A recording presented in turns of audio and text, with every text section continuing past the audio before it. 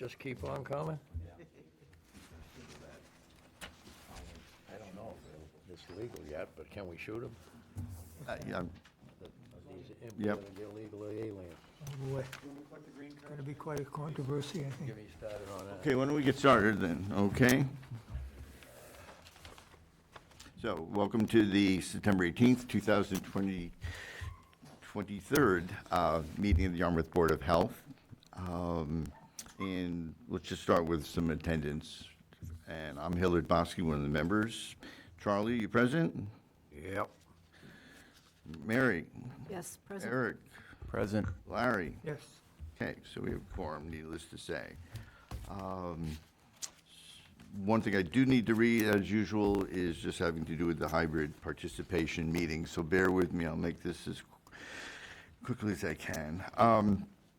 Once again, this is a hybrid participation meeting, Zoom or attend a town hall. This is to formally advise that as required by GL Chapter 30A, 18-25, and pursuant to Chapter 20 of the Acts of 2021, an act relative to extending certain COVID-19 measures adopted during the state of emergency signed into law on June 16, 2021, is extended by Chapter 2 of the Acts of 2023. The Yarmouth Board of Health will hold a public meeting on September 18, 2023 at 5:30 p.m. in the hearing room, Yarmouth Town Hall, 1146 Route 28, South Yarmouth, 02664. The public is welcome to attend either in person or via the alternative public access provided below. Specific information such as instructions and guidelines for remote by members of the public and or parties with the right and or requirement to attend this meeting can be found on the town website at, which is www.yarmouth.ma.us, and that's, once again, is www.yarmouth.ma.us. Okay. The first item, as usual, is the public comment, and if anyone in the public would like to come forward with some comments on any subjects that are not on tonight's agenda. So, if anyone present or watching from home. Do you have anyone?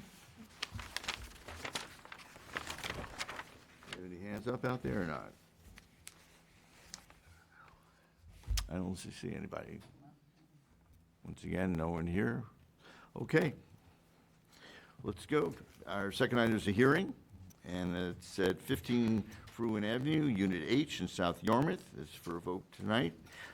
It's a septic system usage variance, and the essence of it is there's going to be a temporary reduction in design flow for some church seats from 3 gallons per day to 1 gallon per day. Looks like there's a spelling, yeah.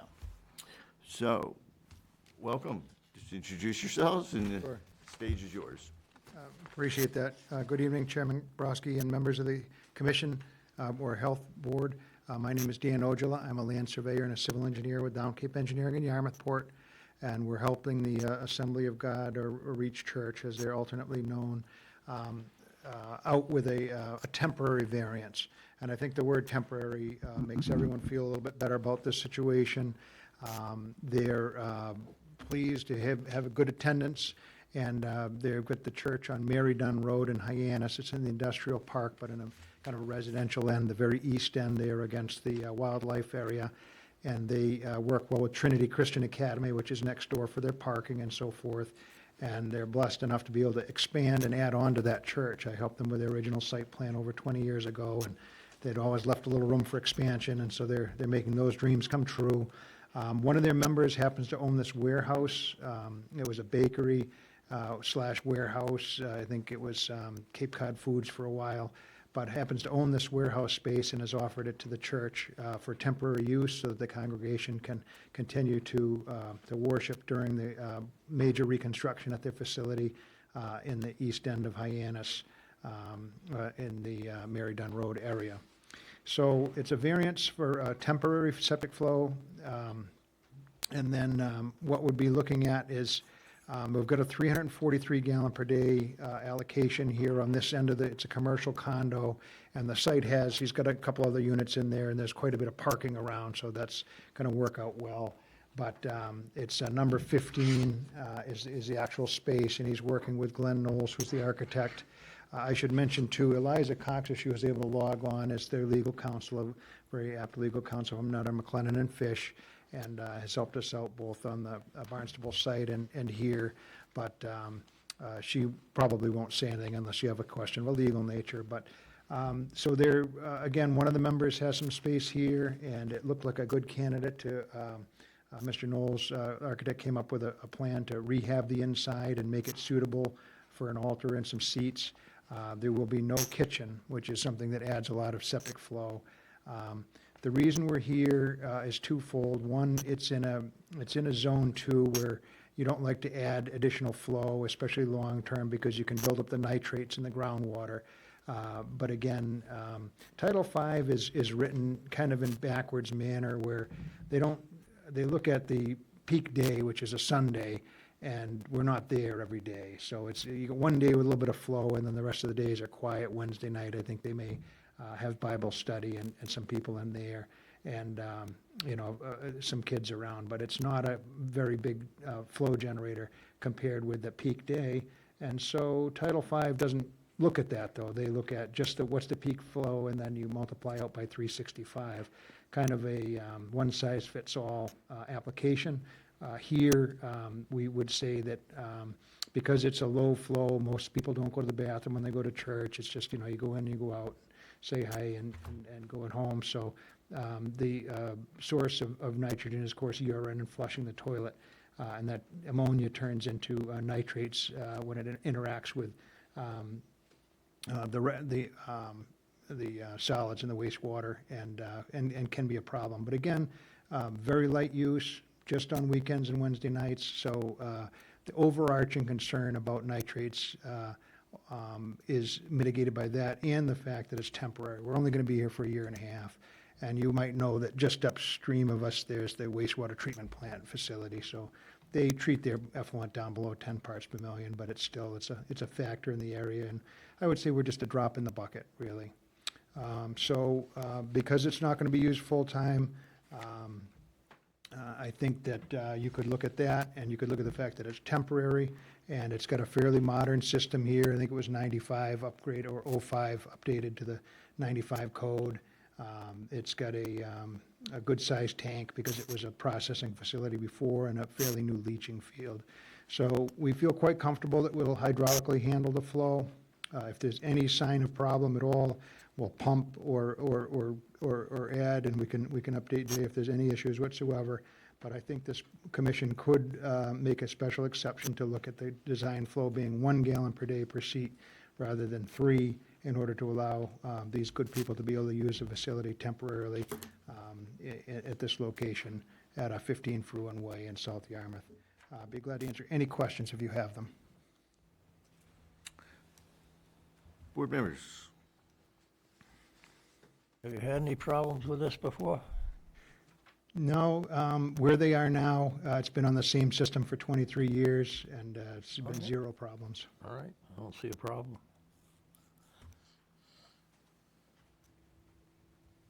And no issues with the current planned site that you know of? No, the town is working with us on it for parking and handicap access and things like that, but they're all pretty pleased. It's a kind of a backwater dead end, so no traffic concerns, and it's off Old Townhouse, which is a well-signalized and relatively low-traveled way, so no traffic. I really don't see any issues from any perspectives on this for temporary use. You said it was 18 months. Is that a rigid timeline? Well, they're hoping for a year. The architect said realistically could be up to 18 months, so we'll ask for that. And, if you'd like to put a stipulation that we have to come back a month before, if it looks like we're going to go longer than that, we'll be glad to do that. But I do think this would be appropriate to sunset it at 18 months because, it is an unusual request, but it's some very special and unique circumstances, which is why we can grant variances from the health regulations. But 18 months, I think, is a good number. You mentioned if there were problems, in other words, what kind of problems would you expect? I mean, other than if something would be pretty drastic, most of us wouldn't know. Well, it would be something- breakout would be the problem, if somebody left the water running and it broke out of the ground, it physically couldn't take the flow. There's large factors of safety with these leaching fields, and unless you put a high-strength waste in them, they would generally take quite a bit of water. So it's fine sand, nowhere near the groundwater, so I wouldn't anticipate any problems whatsoever, but in the rare occurrence that there were, there's a number of things we could do, including, using it as a tight tank and just pumping out that 2,000-gallon tank after, a couple of services. But, I really don't think that would be a problem. So it's a single tank, it's 2,000? Yeah, it's got a grease trap, which we probably wouldn't use except, but it's a 2,000-gallon tank. I'm sorry, it's a big one. There's a 4,000 and a 2,000-gallon grease trap, so it's a huge tank. Again, they were doing, before the septic system was upgraded, they were doing some food processing in there, so it's oversized for sure. Do you know offhand when the last time it was pumped? We'd have to look, but it's been vacant for a while now, a year or two, so we would have to look into that. I know there was a passing inspection for the sale. That's the last recollection I have. And again, it's a relatively new system, '05. So.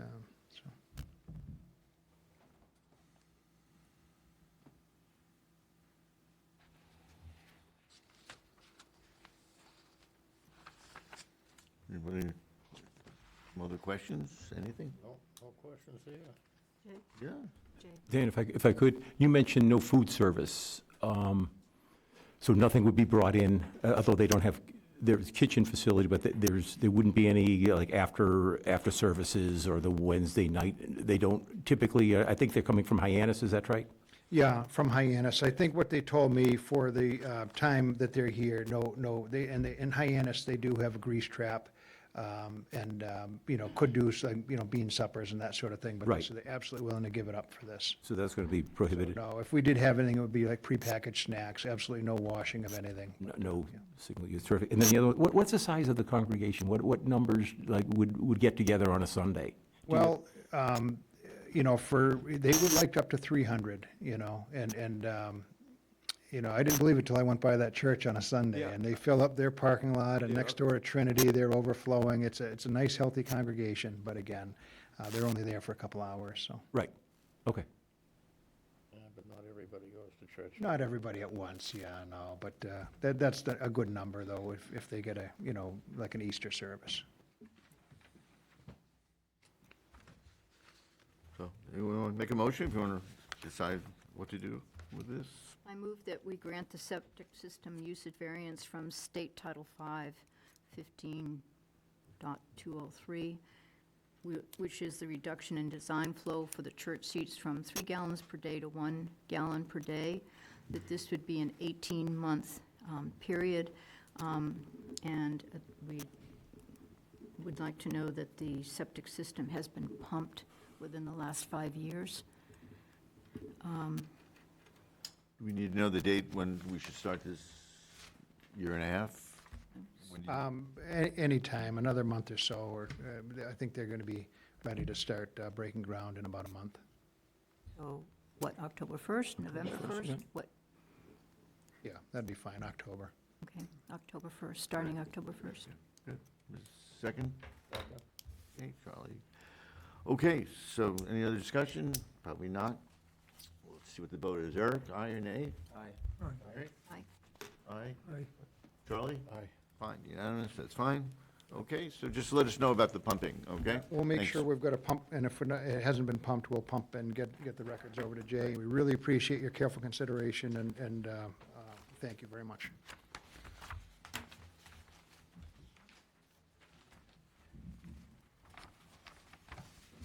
You see, did you go over? I had to go over, all these trucks from Boar's Head are parked there.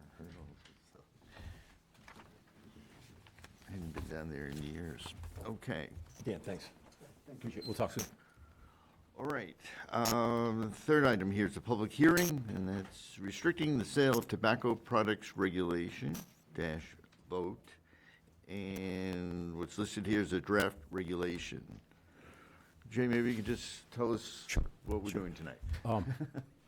First, I have to comment, this is the first time in my tenure here, which isn't long, but the whole board is here, and it's great to see that everyone is here and turned the corner, maybe from COVID, and filling out the full complement of the board, and that's terrific. So it's great to see that all of us are here and live and in person for discussion. We're not So- avatars, so. No, that's right. Healthy. That's right. There you go.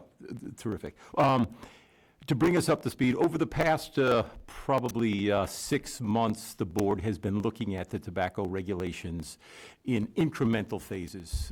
If you recall, back in the fall of last year, an issue came up where the Yarmouth regulation was not in line with state regulations regarding youth compliance, things of that nature. So the board took steps and adjusted the Yarmouth regulation just in the section of youth compliance, so that those violations went from, 300, 500, up to 1,000, 2,000, and 5,000. So it aligned with the state, but only in that section, only in the youth compliance section.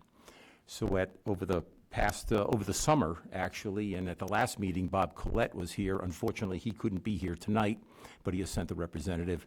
The board showed some agreement to say, well, let's try to align the Yarmouth regulations in better alignment with the state regulations, right?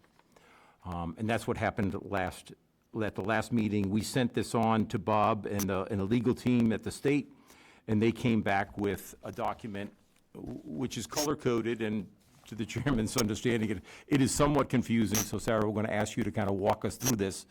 But it is color-coded to say, what is the board looking to as far as taking the state regulations, the existing regulations, and perhaps marrying those regulations? So Sarah's here from MHOA, am I correct? Yes. And she's going to help in Bob's stead. Bob Collette could not be here tonight, but she's very familiar with this. She has reviewed this, and she's going to help the board walk through this. And if, in fact, there are still some things that can't be reconciled, I would ask the board, it appears that there are some permit holders that are here that they may want to speak as well. So the board is aware that all of the permit holders were given written notification and visits to explain what the board is considering, and then that these new draft regulations are online for them to review, and that's been there for probably 3 weeks now. If there are any permit holders that have some time restraints, if there's something you want to say now, you certainly can come up and do that, or if you have the time to stay and just watch the process as we're trying to figure this out, you'll certainly have a chance to do it during this period of time. So just as a courtesy, if you had to leave and you want to speak first, otherwise sit tight and let's see where this goes, okay? Thank you, welcome. Good evening. Some of your faces are familiar from the Cumberland Farms versus the Board of Health in Yarmouth days. So I'm Sarah McColgan. I'm the director of the Tobacco Control Program for Massachusetts Health Officers Association, and here in Bob's place. So the regulations that you have in front of you are highlighted. Yellow is what's required in the state regulation. All boards of health are required to enforce the state regulation, whether it's in their paper documents or not. And the green is primarily policy decisions that, as a board, you can make. There are a couple errors in there, and I'll go through them as we go. There are a couple places that are green that shouldn't be green. So I'll go through those. Sarah, if I could just, so the board understands the green, it has been changed to gray for you, so we could read so you could read the text through the dark green. So just be aware that the green has changed to gray. Bear with me, because mine is green and it's very difficult to read. For a copy. I'm fine. I've got little notes in here and everything, so I'm fine, thank you. So the first 3 or 4 pages are the statement of purpose, and those are the same things that are in your existing regulations, although they've been updated, some of them. And some of the language has maybe been rephrased a little bit. But those are basically the same. Then obviously Board of Health Authority is the same. Then when we get into definitions, you'll see in characterizing flavor, we've now, because of the state law, added mint, menthol, and wintergreen as banned flavors. So previously, Yarmouth had an exemption for mint, menthol, and wintergreen, and now when you passed your original flavor restriction, you did. And then when the state passed the state law, they included everything. So child-resistant packaging is new and in the state law. And then as you move down to cigar, the language that's in yellow there, readily usable, is also in the state law. But then you also get in your gray section there, tobacco leaf in kits or roll-your-own packages shall be considered blunt wraps for the purpose of this regulation. And you folks have banned blunt wraps. So if you want roll your own and to roll your own tobacco leaves and kits to also be banned, you would put that in that definition. Otherwise, we would remove that from the definition. Then you'll see coupon. You probably had that in your existing regulations. On the next page, electronic nicotine delivery system. Excuse me one second. Could I just jump in? Sorry, is it okay, and I don't mean to want to disrupt your presentation, but I think it's timely, rather than going back, is it okay if, as you read each section, that the book, so we can see that it's kind of a cadence to this, because I would like to go back to the menthol mint in wintergreen, and the chairman brought this to my attention about a half an hour ago, that actually is included in the Yarmouth regulation. It may be, I don't know. All right, I'm not, it's not a gotcha, it's just, we want to make sure the board understands that that was actually in there, so it's a little bit confusing that that's actually in the Yarmouth existing regulations, so some of these may. I can pull up It is, the old one and I've see. had it in front of me here, All right, from 2018. Yeah, so I mean, regardless of that, it's state law now that menthol and wintergreen are a flavor across the whole state, can't be sold in Massachusetts, with the exception of 25 smoking bars that are spread out around the state. Your closest one is in Hyannis. That's the only one on the Cape. And so flavored products, not just mint, menthol, or wintergreen, but any flavored product can be sold in the smoking bar that's in Hyannis, but it's for on-site consumption only. So customers are not supposed to be removing the product from the building. so your conversation was helpful, I think, for the board in their deliberation. Yellow is required. Yellow is required. Okay, and You don't have to put it in your regulation, but you're required to enforce it. So you might as well put it in your regulation. thank you for that. That was unclear, and I'm cleared that up, and I'm not faulting Bob. We didn't get that very clearly, but the points of discussion are from the last meeting that the board had showed, do they want to include this or not include this, are really in the gray/green areas. Okay, so. Okay, is that true? You want me to Yes. skip No, the I think yellow and if you can, just? no, if you can walk the board through all of this, this is an education process, I believe so, for the board, if that's their call. Oh, by all means, yes. All righty. So as I said, coupon, you folks probably have that in your existing regulation. Electronic nicotine delivery system, maybe some of that definition has changed slightly, but that's the state definition, so that's the definition that we're using at this point. And then the same with liquid nicotine container, that refers to the little nicotine, the juice for electronic cigarettes. And listed or discount price refers to the price that's being charged for tobacco products. There's a minimum pricing in Massachusetts on tobacco products, and that's pretty much controlled by the Department of Revenue. And there's a minimum pricing list. Manufacturer documentation is new, and it's very important. That's one of the requirements of the new state law. And when I say new state law, 2019, it was signed by Governor Baker. And it requires two different types of manufacturer documentation. all of the stores don't need to have it, but a non-age restricted store, so like a convenience store, believe it or not, a liquor store is not an age-restricted store. Anybody can go in. You can't sell to them, but anybody can go in. So non-age restricted stores and the adult-only retail tobacco stores have to have a letter from the manufacturer that they get through their distributor that attests that all of that manufacturer's products that are being sold in that particular store are not flavored. And they have to list all the products. And then the other letter that they have to get, same thing, from the manufacturer through the distributor, but only the non-age restricted stores have to have this letter, is attesting that all of the electronic nicotine delivery products have 35 milligrams per milliliter of nicotine or less. Adult-only retail tobacco stores and the smoking bars can sell electronic products with higher than 35 milligrams per milliliter.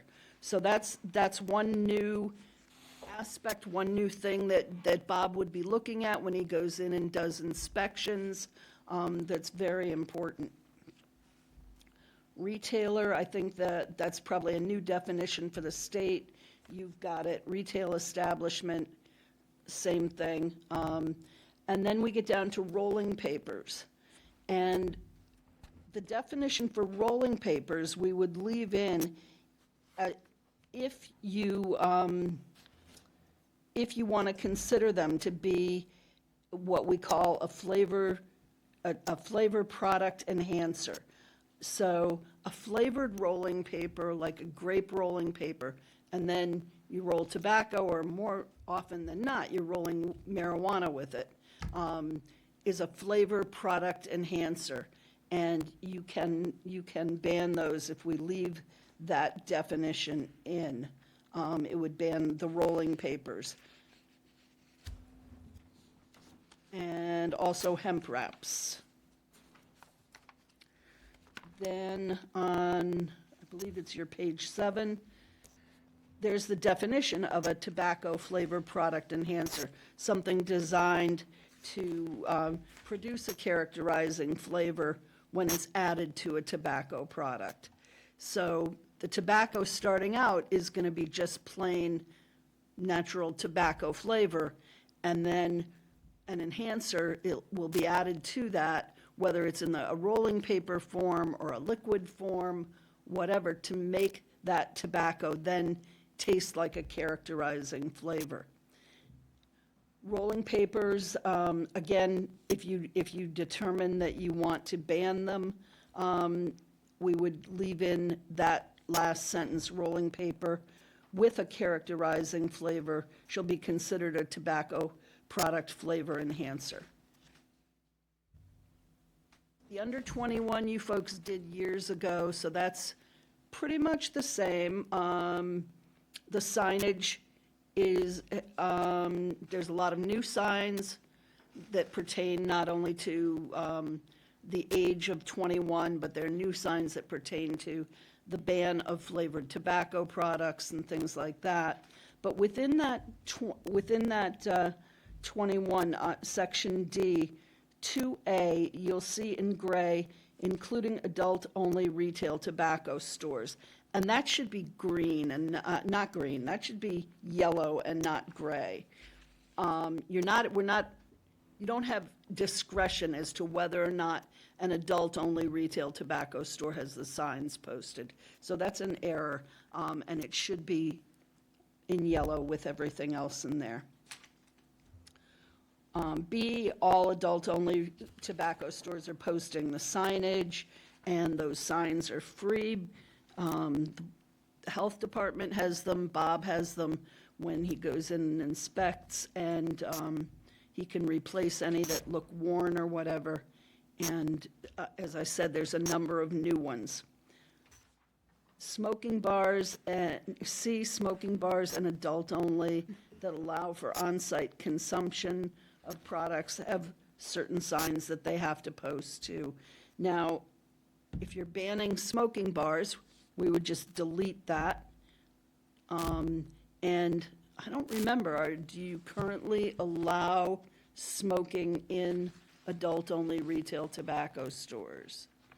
Do you know that offhand, Jay? I can look and see. I think we allow them. No. I don't think so. So we can we can remove anything in there that pertains to allowing the on-site consumption. But there is language in there that we would keep in because it describes where all the signage is supposed to be placed as far as how many feet off the floor, how many feet from the ceiling. Then when you look in number 3, both of those gray, the word every in A and B should not be colored in gray. They should be yellow. Those are, or actually they should be yellow. They could go either way, just no highlight or yellow. It's new, the state added it in, the word every, so that people realize that if you ID somebody today and they come back in tomorrow, and you're the same store employee who's IDing them both days, you still have to ID them the second day. And so every time they come up, they have to be ID'd. And also, everyone who purchases tobacco products needs to be ID'd. Before, it was if the person appeared to be under the age of 27. Now it's everyone, so we call it the Fenway rule. If you go to Fenway and you want a beer, everybody shows ID. Same with the other big venues. So this is the same as that. The permit, E, number 1, indoor is highlighted there. You have the option there to include the word indoor so that if there was like an outdoor flea market or something like that, they couldn't sell tobacco products because your regulations would say indoor if you choose that option. Okay, then on page 9, number 9, neither the permit holder nor their employee shall interfere with or obstruct an inspection, and that should not be gray. That's just accepted language, you know, over the years. So I think that was an error that was gray. Number 11, if a permit holder has sold 3 times within whatever time period you establish, whether it's 24 months or 36 months, then that permit holder would have a hearing and they may have their permit revoked at that point. So that's something that the board can think about and decide if they want to do that. Number 13, no permits within 2,000 feet of an existing retailer, and that only applies to new ones. No new permits would be issued within 2,000 feet of an existing retailer. And you can decide how many feet. I don't know whether it was Bob or somebody else had put in 2,000, but you can decide 500, 1,000, 2,000. And again, it would only apply to new permits, new stores coming in. It wouldn't apply to any of your existing stores. Sarah, just, I think when the board, if the recollection is that the board decided, they chose Yes. 2,000 feet. That was We decided. at the last meeting. All righty. Prohibiting smoking bars, might be in your current regulations now, probably is. And so that is a policy decision, and again, we keep that in. And then H, when we get into the sale of flavored tobacco products, you'll see there 3 times that the words possess, hold, and keep are in gray, and that's That's at your discretion. To me, it seems pretty obvious.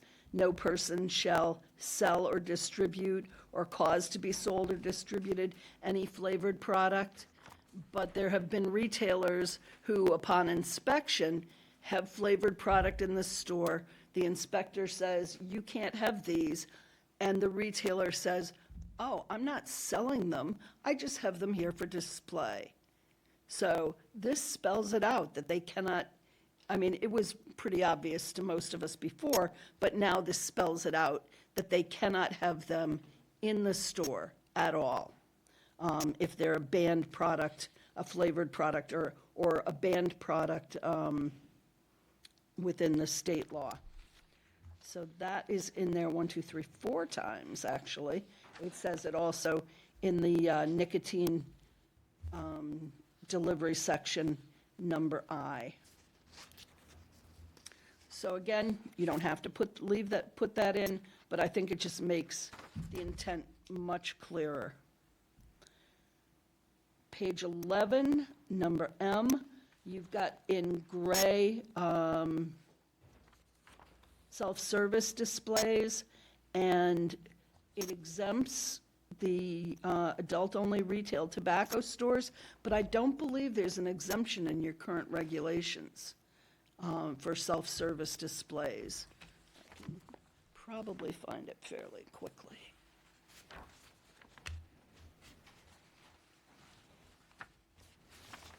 Can you explain what a self-service display is?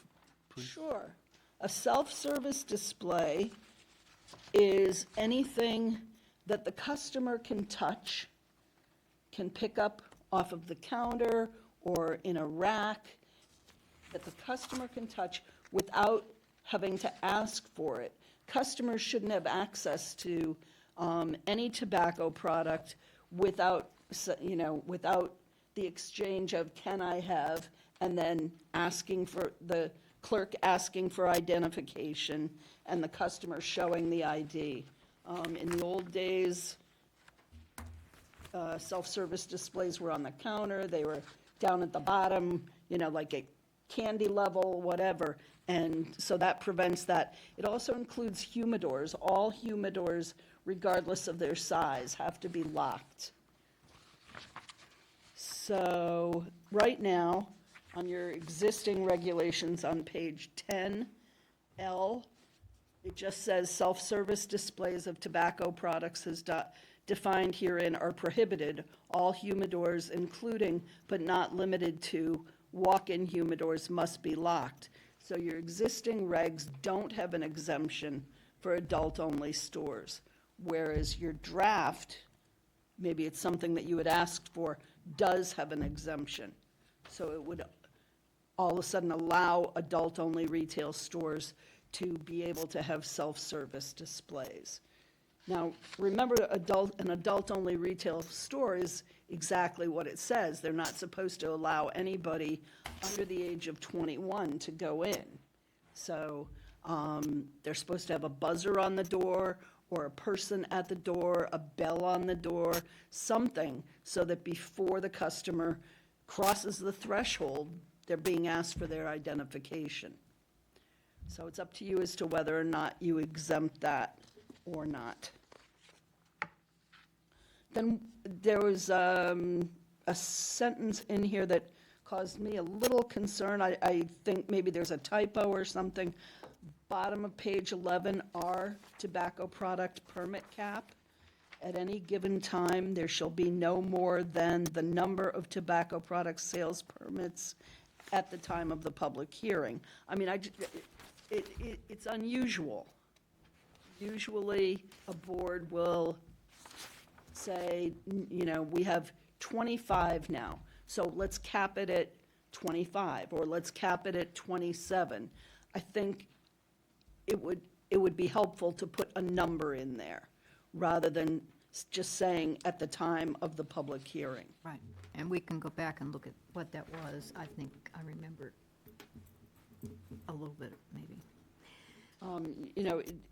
It says the same thing, it just makes it Right, yeah. clearer for somebody who's Absolutely. reading it. Understand, yep. If a new retailer or a new potential retailer wanted to come into town, and they read your regulations to see if they could get a permit at the health department, it wouldn't really tell them much.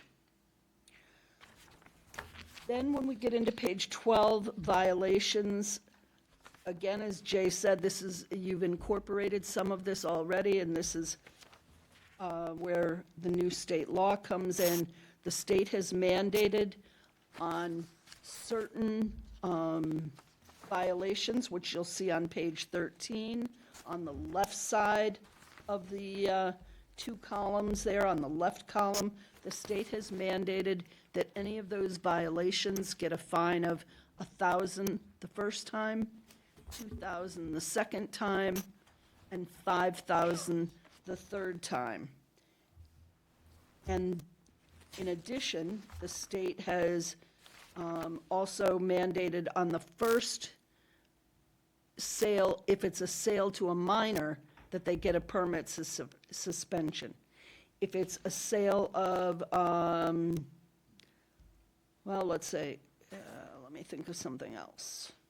If it's the sale of a flavored tobacco product, they'd get a $1,000 fine. But if it was a sale to somebody under the age of 21, they'd get the $1,000 fine and a permit suspension, which would be, the amount of time would be determined by you folks. And that's all in number 1. You could say that you wanted them to have a permit suspension for any violation on number 1, but that's not mandated in the state law. But as you know, you can go beyond the state law. 36 months is highlighted in gray, and again, you have discretion on that. You have discretion on how many business days you would give the violators for a permit suspension, and you also have discretion on whether you use the word shall in B and C, or whether you use the word may. Shall means every retailer who comes in front of you is going to have a suspension for however many days you decide.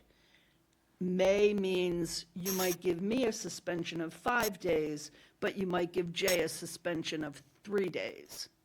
And how do you decide that? How do you, where do you draw the line in that? So that's never something that I recommend. I always recommend shall, but again, it's up to your discretion. For violations of other things, which you'll see on the right side column,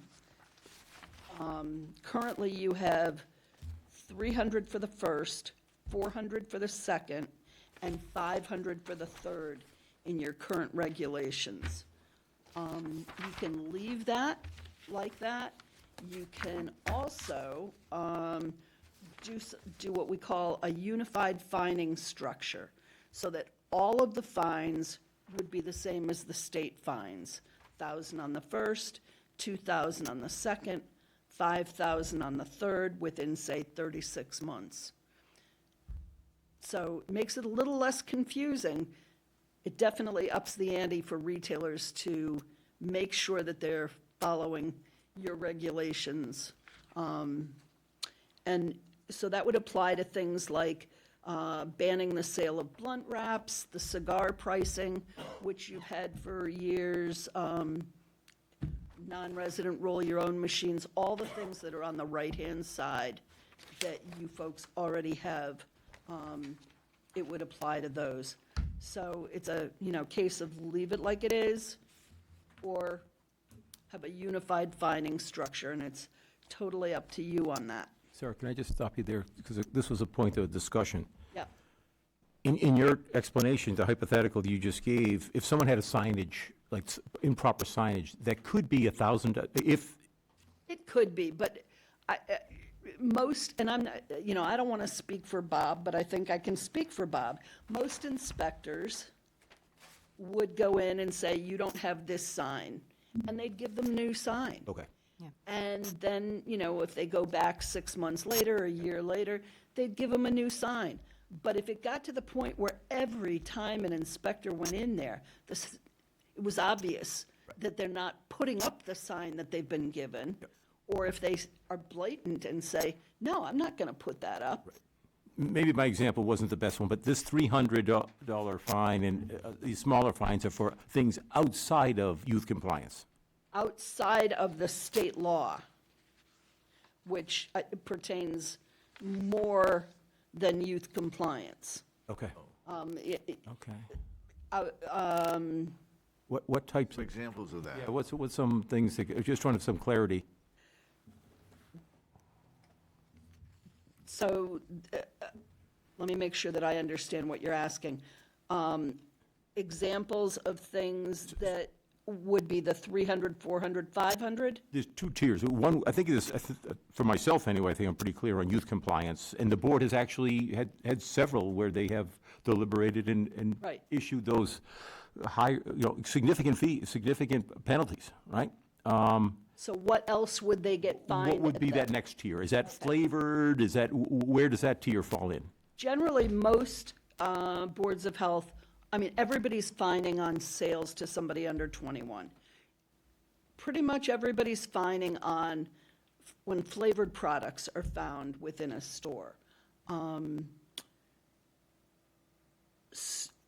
Boards are starting to fine for a store that doesn't have the required manufacturer letters. But that's only after they've been visited numbers of times, and it's easy to get those letters. You call your distributor, they have them, because there's almost 7,000 manufacturers in Massachusetts, and everybody needs them. So the distributors have them there on file. So it's a matter of, a few phone calls, and you can get those letters that you're required to have. Trying to think, having nicotine, having electronic nicotine products in a convenience-type store that have higher than 35 milligrams per milliliter. So the 3% Juul is fine in a convenience store, but the 5% Juul is not. So if 5% Juul was found in the convenience store, it would be, it would fit under the state fine. And the number on the fine depends on how many previous violations you have, just like your current system of 3, 4, and 500. So, good, Mr. Chairman, good. You gave very clear examples. Now, what tier are those on? What are towns using? Here, as far as dollar amount, It's dollar amounts, obviously. the first time is 1,000, regardless of which thing on the left-hand side. Yes. 1,000. The second time, within however many months you decide, we recommend 36. The second time is 2,000, regardless of which thing. The third time, again, within 36 months, is 5,000, Right. regardless of which thing. And if you decided on a unified fining structure, it would all be the same. They'd all be, both of these columns would be mushed in together, and it would be 1,000, 2,000, 5,000. But it's possible that some localities don't have any of these policies subject to local regulations or fines that are in the right-hand column. In the right-hand column, Right. Those are up to the localities. they are, Yeah, they are. right. Yeah, generally, most municipalities have at least a few of them. Oh, but yes. you folks are progressive enough so that you have Right. probably all of them. Right, I hope so. No local tobacco sales permit, I mean, that's pretty important. But it's not a state regulation. It's not a state requirement. Okay. So, I think that, are there more questions on the fining structure? So you have two choices. Leave it the way it is, which is you're required to fine on the state, and then you've got your own for the lesser infractions, or fining on the state for everything. And our page numbers are different than yours, just so you know. Your page numbers are different? Boy, that really makes it confusing. Yes, so I'm just going to turn the page that I Okay. have and see if it. Okay. it- All righty. I'm glad that I've also been kind of saying Yes. which section That's here. helpful, yes. Colors and page numbers, confusing, okay. So, other state policies, again, this is where you decide the months. I don't know why it has 24 months in there, you should be consistent. So if you pick 24 months, it's number 3. Right. Let me see, Our page my 17. page 14, but Our- it's above 17 for section us. S, number 3. So if you pick, 36 months, stick with 36 months. You've got 36 on one page and 24 on the other page, so stick with the, whatever you folks decide on, stick with the same amount going through. And then the rest is, is kind of administrative. Non-criminal disposition is your current fining structure. You can only fine up to $300 with a 21D ticket. After that, you have to write a cease and desist order. Anything over $300 requires a cease and desist order. Separate violations. That sometimes is enforced, or sometimes not very enforced by boards. If you've got a retailer that you go in and they've let their permit lapse, and their permit lapsed, say, 3 weeks, are you gonna fine them for every single day? Maybe, because your regulations say you should, but maybe you're not going to. The state isn't going to come and shut down the health department for, something like that. And it's not that you have discretion, it's just that it happens, I mean, I know there's one retailer, I believe in Bellingham, that by the time their board was done with him, he had $38,000 in fines. So you pretty much have to close your store down, I think, at that point, or sell it. Enforcement is the same as before, severability and everything is the same. You folks would need to pick an effective date for the regulation, and then, as always, gets advertised. Copy should go out to the retailers. I apologize for the confusion.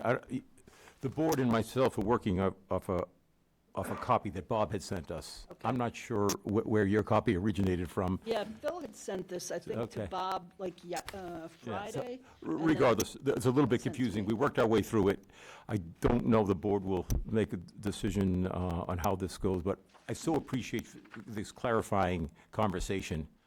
I think there's still a little bit of work to do, but the board will decide what that looks like. Sure, there's a lot of decisions in there for you to make. Right. A lot of discretionary things. Does anybody have any other questions? I'm happy to answer the questions you may have.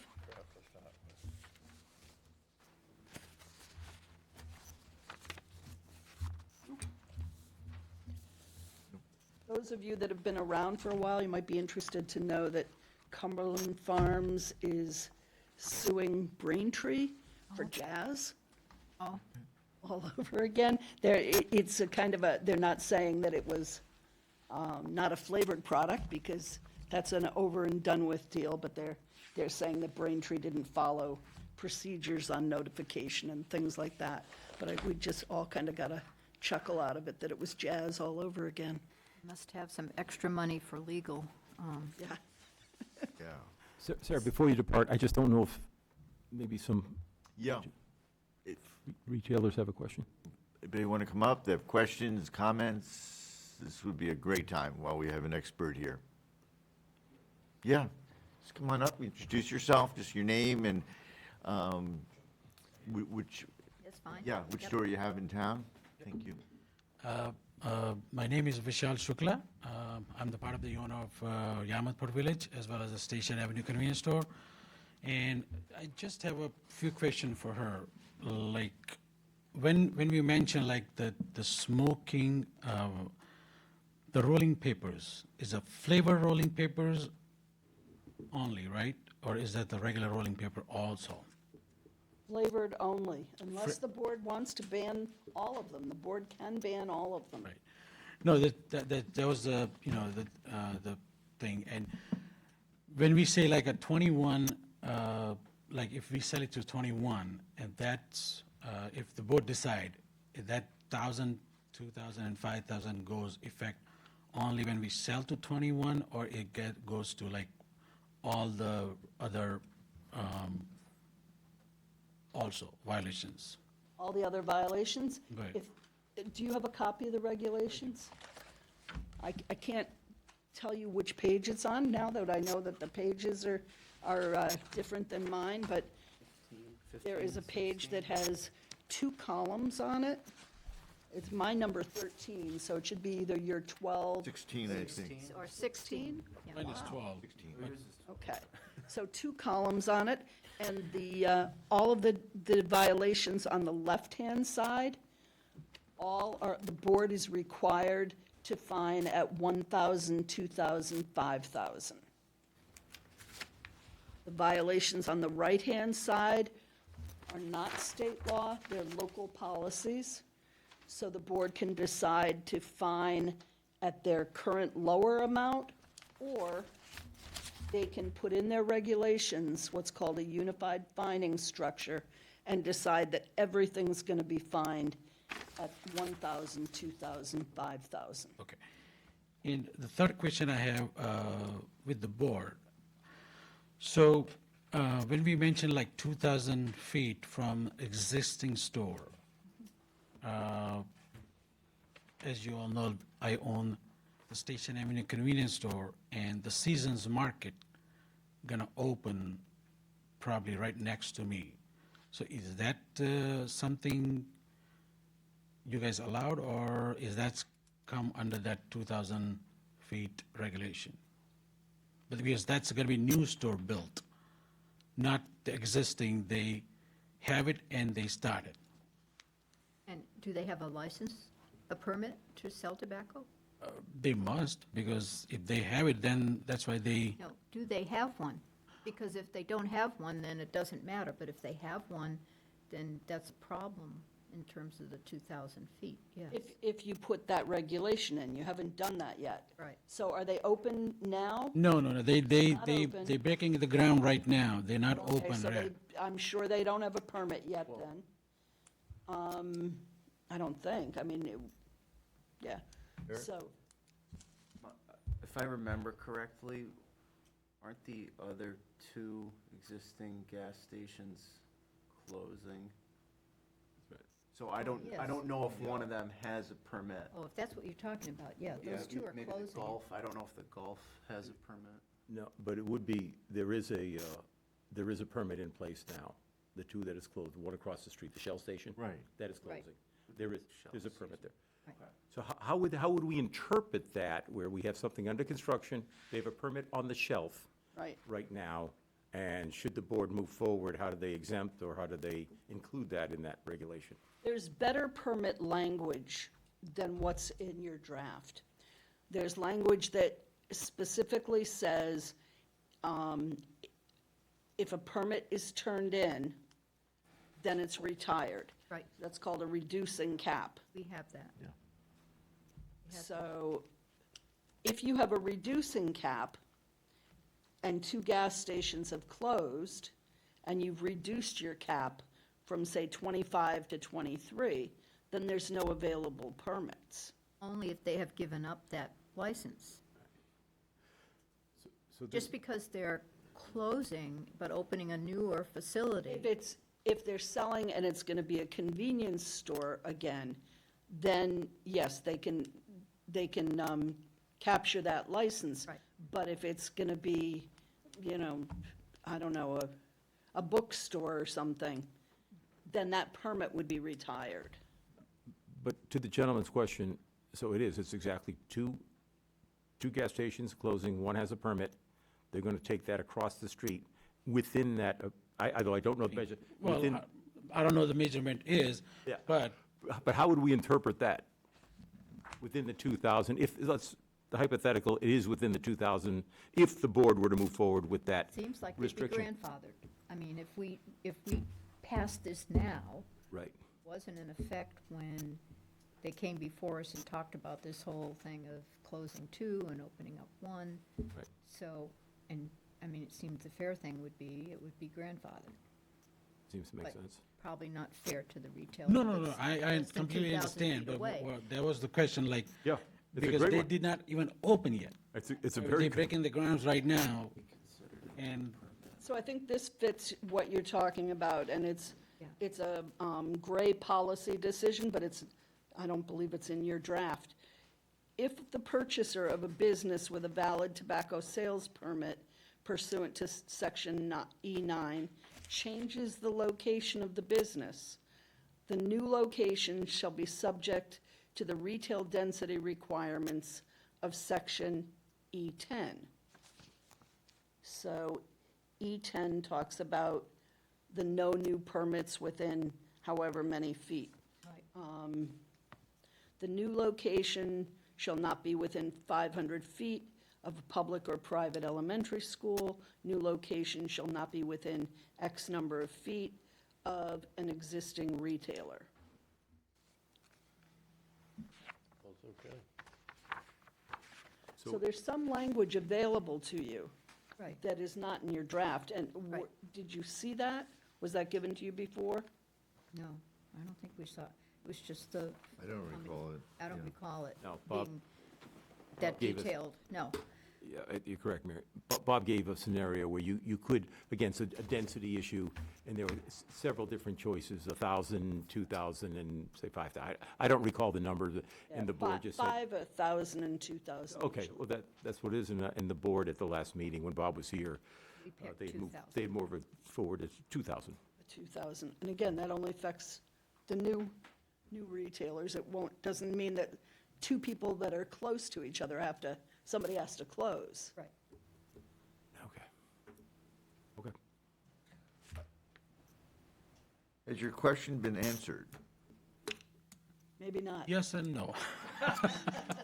Look, don't go away then, stay right there, I let's, mean, let's figure this person out. isn't a new retailer. It's not a new retailer. That's right. It's not, it's an It's existing. an existing license.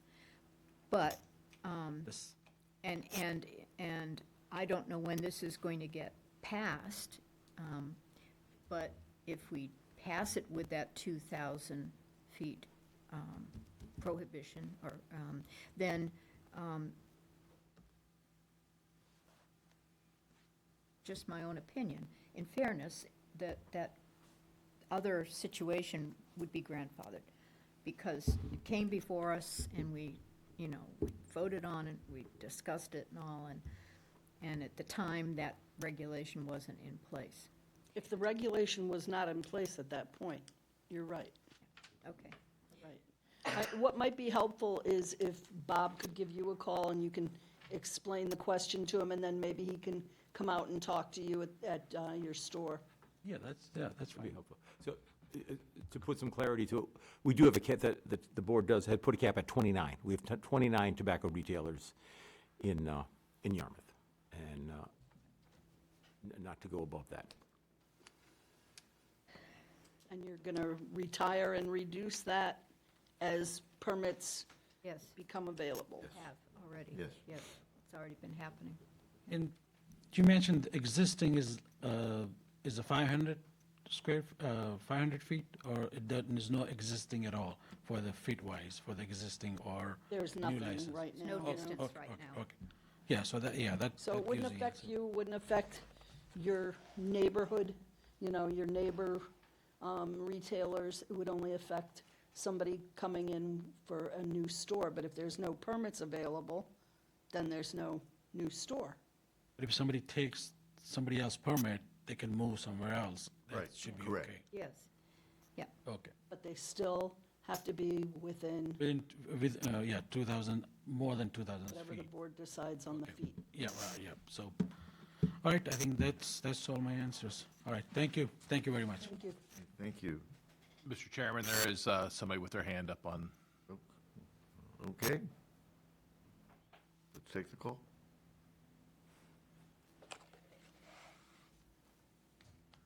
Good evening, Mr. Chairman. Tom Nicanello here. How are you? Okay, we're just sort of navigating some tobacco waters here, that's all. We're doing Yes, that together. What about yourself? What brings you in tonight? Yes, well, thank you very much. I concur with our health director that it's very nice to see a full board this evening. We all miss each other, and Zoom is good, but to see a full board is quite exciting. And thanks to our health director doing a great job putting this on. Just a point of clarification from the business community. The gentleman that owns a Shell station on Station Avenue is the owner of the Seasons that is under construction and has already been permitted to go ahead and conduct his business across the street. And as soon as that business is open, the other business across the street will be shut down. Right. So as he said, it will be a transfer and it's already permitted. So I just want to interject and let you know. Thank you very much, Mr. Chairman. Okay, thanks for confirming that. Thanks. Anybody else out there? Someone else here? This is a good opportunity. We have someone with all the answers, which is nice. Oh, I don't know that that's true. Well, all the questions anyway. That was very helpful when you Yeah, came thank up. you. So if there's any other people that have some thoughts, please come up and share them, because this is all pretty complicated, I think. And it certainly is important to businesses. So, questions what to do this evening? Yeah, if I could, Sarah, there's a lot to digest here. There's a lot to digest. I'm just trying to think, your expertise as far as moving this board to give them some information, how does they best deliberate on this and move this forward incrementally? The thought originally, what came actually from legal, I believe, it came from legal, and the thought was and it was put on for a vote, and it doesn't appear that it's ready for that. Is the next step to look at the gray, yellow is Yellow is, you have to. it's there, so that will be put in. The board will step through what the where they want to look at those discretionary items, put this back in, put it back on the agenda, maybe, next month sometime. Is that the thought? That makes sense. Okay, and please correct me, and then to put this back out again. Does that make sense? You would, probably if the board decides on the discretionary, then you would hold a public hearing. Again, yep. And, then the board takes written comment sometimes after the public hearing, closes the hearing, and then probably at their next normal meeting, they wouldn't take any more comments from the audience, but they might discuss something amongst them, amongst the board, and then they would vote. No, I'm familiar with that part. It's just looking over, and there's probably a couple dozen places where they have some discretion and some things that have to be gone over. Right. Each an individual, sometimes it's just a word, Right. but that may be a meeting down the road. I'm not sure how the board wants to handle that, but you've provided a lot of clarity tonight, and a lot of very, very, very helpful. And you worked through the color-coded issue for us as well, so thank you on that. Don't forget about the pages. Yeah, no, that's true too. Yeah, Bob, I got to talk to Bob about that one. Yeah, everyone's working off a different sheet of music here. Yeah, yeah. Very good. Well, thank you for the opportunity to meet with you folks again. It's nice to see you. Same here. Thank you, sir. I'll be in touch with Bob. Very good. Thank you again.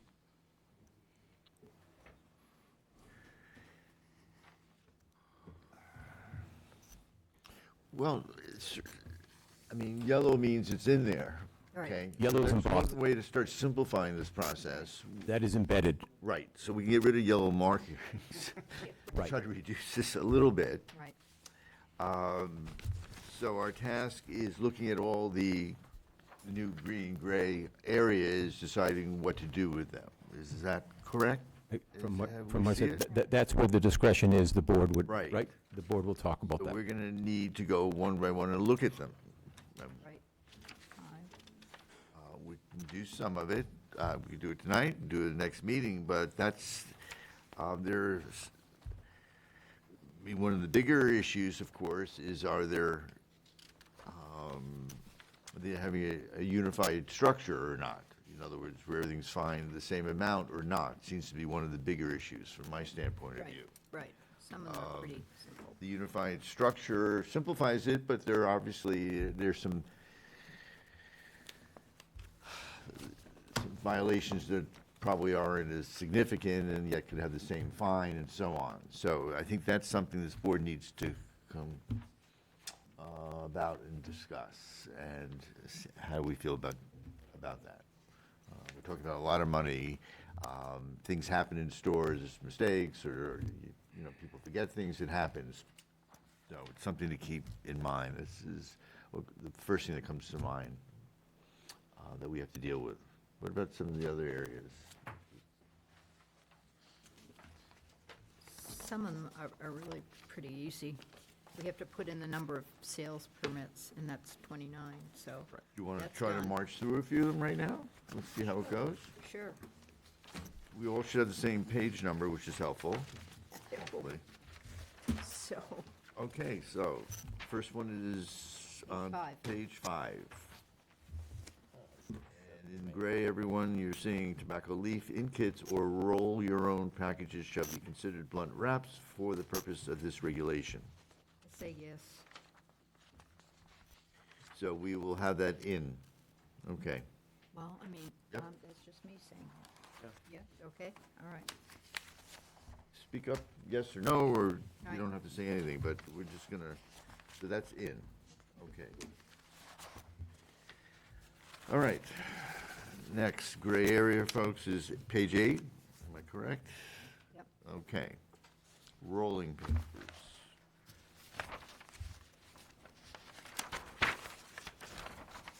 So this is a new definition that I assume didn't exist. And it will permit banning flavored, non-tobacco, non-nicotine wraps, such as hemp wraps.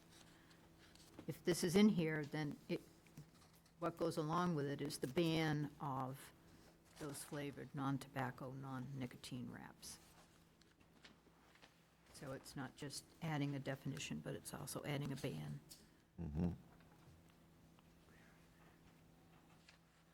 So for clarification, they can be sold so long as they're not flavored or have Right. characterizing flavors, okay.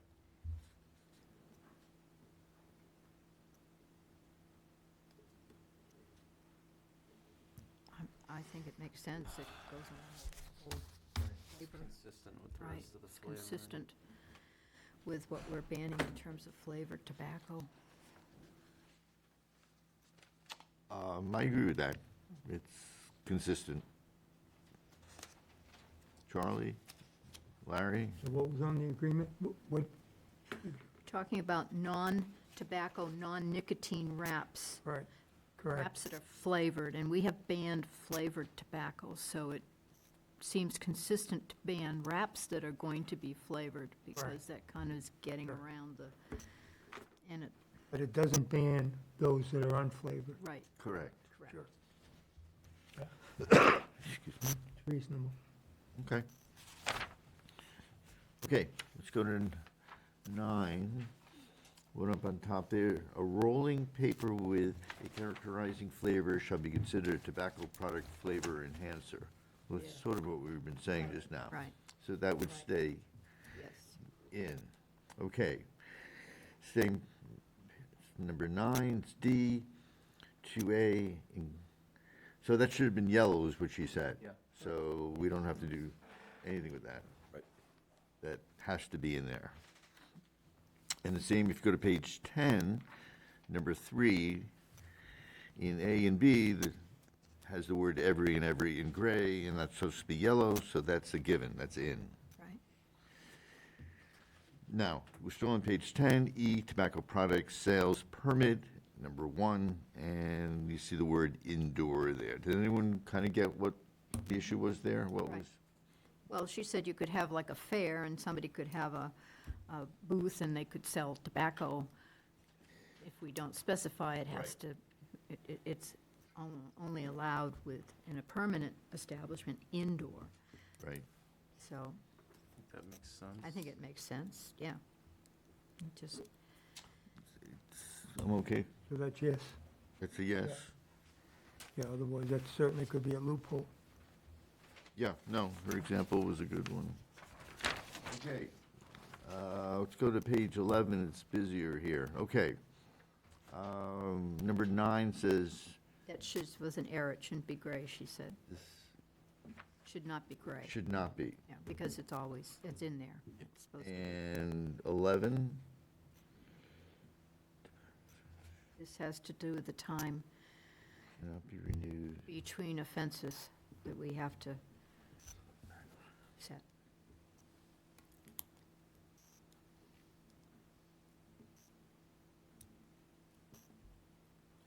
Would the hearing be with this board, if they were to request a hearing?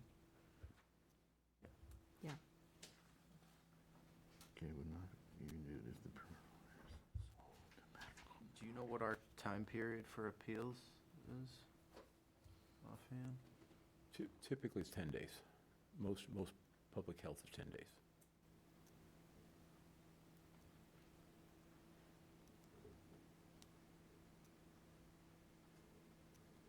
Is it necessary to include that in the, Yeah, specify the 10 days in there, or would it be? I think was what we had to do, to say, yeah, specify it, Okay. So we should spell that out. right. Yeah. And the 10-day period to appeal has expired. Just put 10-day period instead of time. Say that again? Just say 10-day period to appeal has expired instead of the time the period. time. Okay.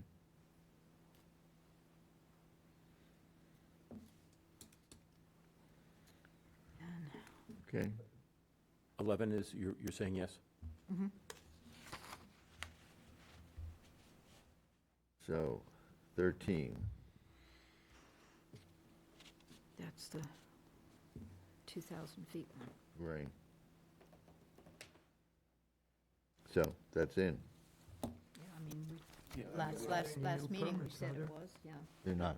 Other, No, part of the issue is possibly moving and using your permit in another location is kind of what we're talking let's about. say a new permit, Right. says New new, permit, We right. don't issue new permits, They only go down. transfer them. right. So, does this even have to be in there?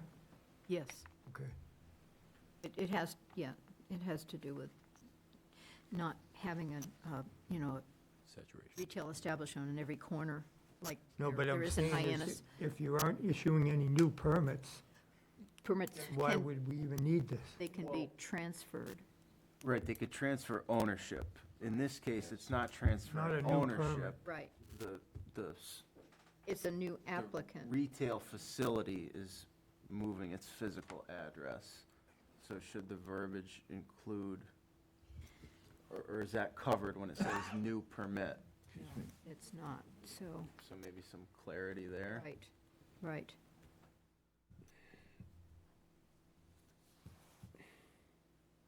Well, let's take this scenario. If this was enacted, right, not grandfathered, if this was enacted, could that all seasons actually happen if this is in place? Well, that's what we're trying to do, is just word it so that it says what we want it to say, Okay. which is that it is a new applicant for a retail location. Absolutely is. Yeah. We're not talking about a new license. talking about a This new new- applicant bought the license from someone else. An existing, yes, right? Right, Okay, so it is a new applicant. for a retail location, not for a license, though. But this just says a new, yeah, so it doesn't A really. new sales permit. Right, it does say that. And what we're trying to say is,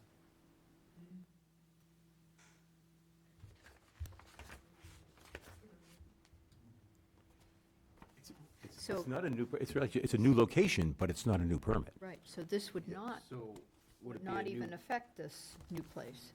would it be the way it's changed to written. new permit holder? If you look back at the definitions on page 7. permit holder is any person engaged in the sale or distribution of tobacco products who applies for and receives a tobacco product sales permit.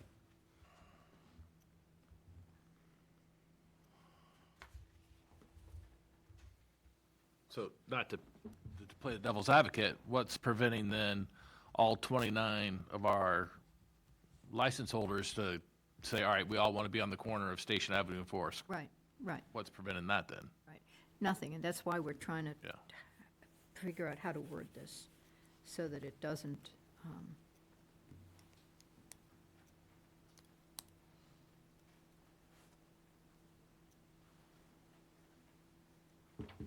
then I think we just need to add an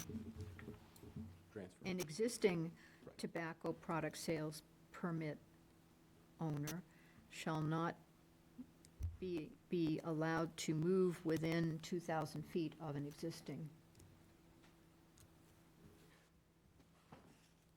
So Mary, you think new or transferred license, something like that, transferred permit? New or existing? There aren't any new ones, right? Yeah, well, that's what we're getting hung up on, Yeah. is new. There are no new. Yeah. It's a new location, it's not a new permit. Right. But it could be a new permit could be a holder. new- Could be a new permit Holder. holder, that's, okay, so we're still at the number 29 with the new individual in a new location. Well, what is this supposed to accomplish, this paragraph? Let's look at it that way. What's, Supposed to keep retailers at least 2,000 feet apart. Saturation. period? That's it. Okay. Yeah. So it doesn't really make any difference. What the situation is with the permit. Right. Right, right. So someone cannot move within 2,000 feet and sell tobacco from another place that is selling it. Wherever the application, whoever the new owner is, or where did that license come, it doesn't make any difference. So our goal here is to try some language that you cannot start a business that sells tobacco within 2,000 feet of another location existing. doing the same. A tobacco sales product permit owner shall not be allowed to, You're just eliminating the word new?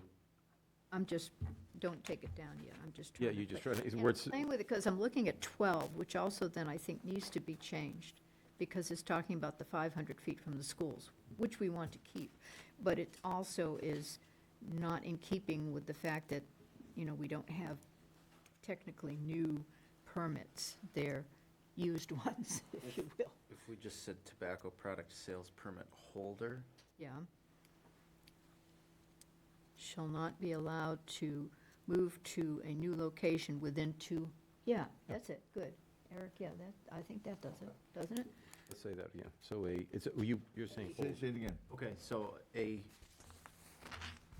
Tobacco. new, so we're getting rid of the word new, right? Right, A yes. tobacco product sales permit holder shall not be Allowed allowed to move to a new retail location within 2,000 feet of an existing. Right? Shall not be allowed to move.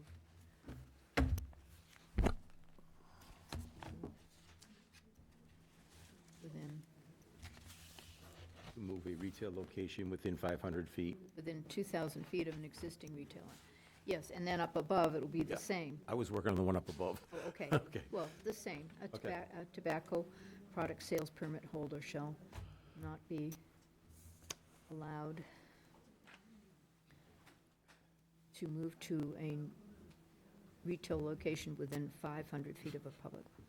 Okay. And if you could, just the one down below, so we're taking out new, we're putting permit holder, Right. Shall not be allowed to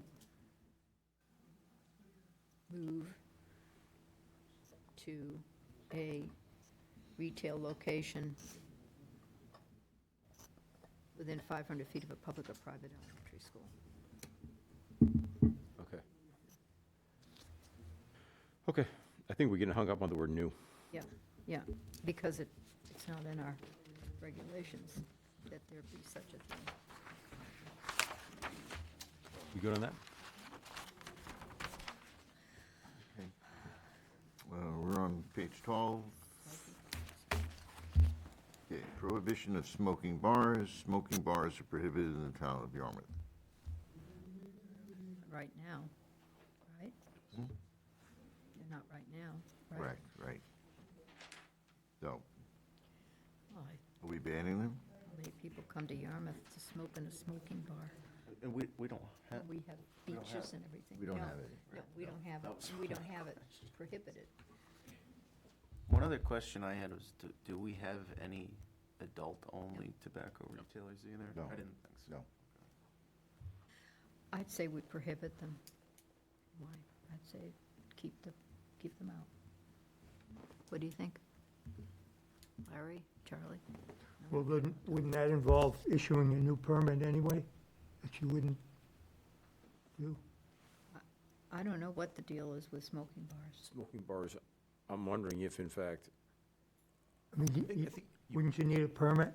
Oh, some kind of permit. Different I kind? was just, but then that's not a retail I see. permit. They're not Right. selling to take out, they're Okay. just for use inside. And I would agree then that should be Right. in there. Yeah, If I you- absolutely that's what you do. wanna do. Okay, Yes, I certainly support that. Okay, down to H on the same page 12.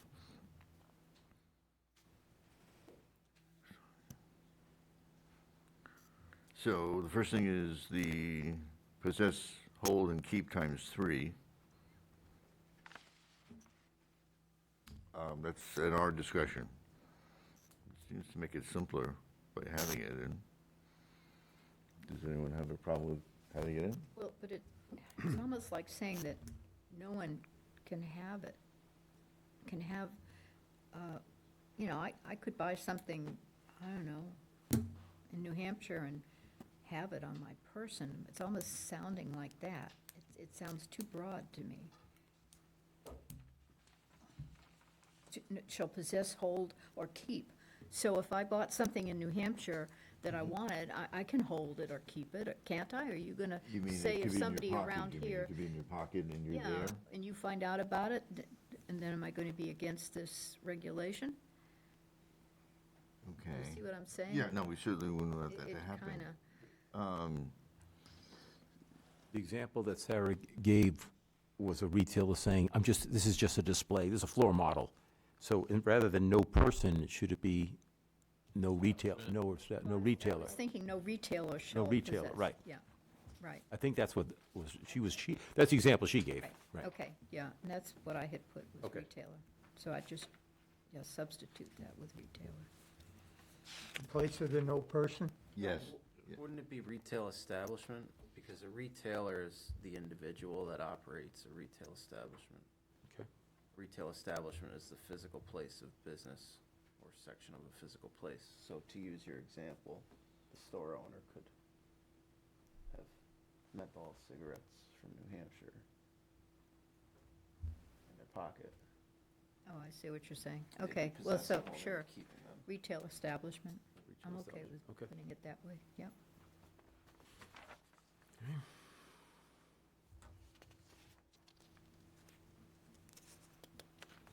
So you're saying use the word establishment as opposed to a person? No retail establishment. okay. Instead of person, right.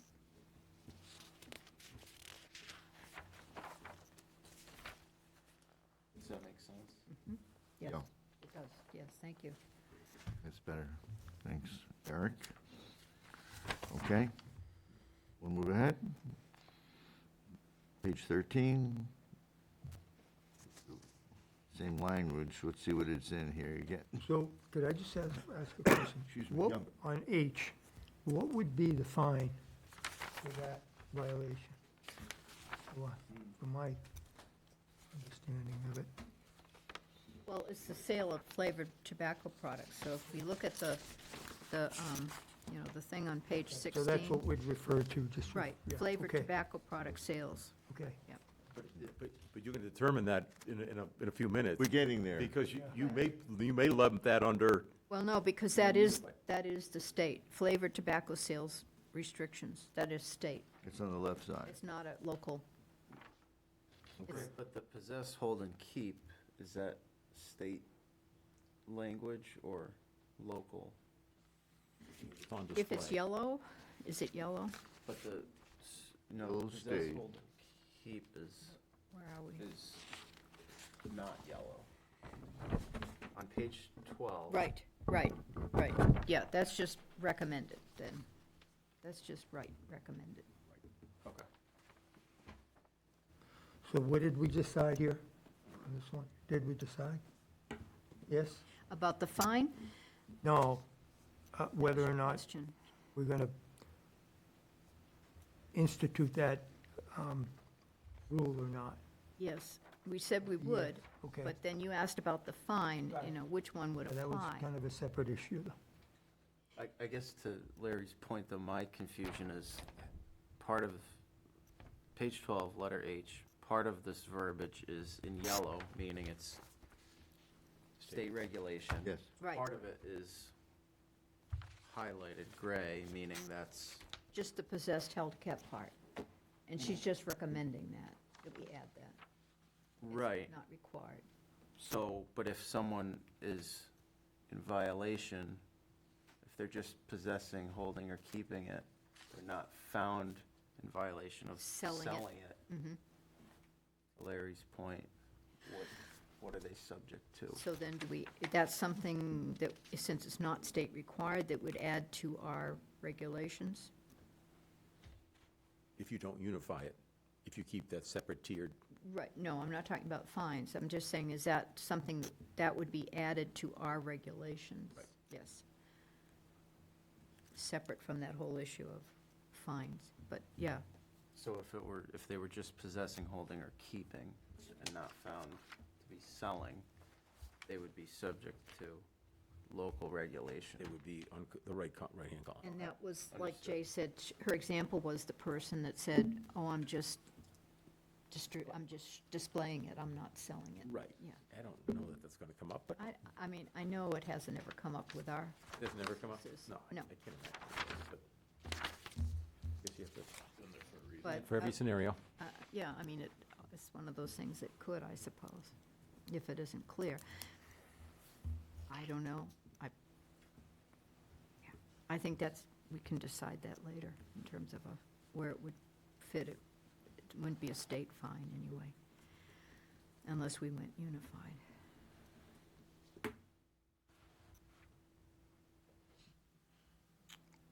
Where are we, 13? Well, we're done with 13. 14 has got one there.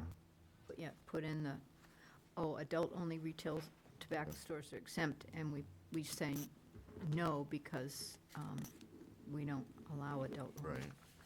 So So that's not in They there. don't exist, right? We don't exempt them because they're not Can't allowed. And we put in 29 for the number of permits. what number is that on, Mary? That's the bottom of the page, R, tobacco product permit cap. Instead of at the time of the public hearing, which we could say, which was 29.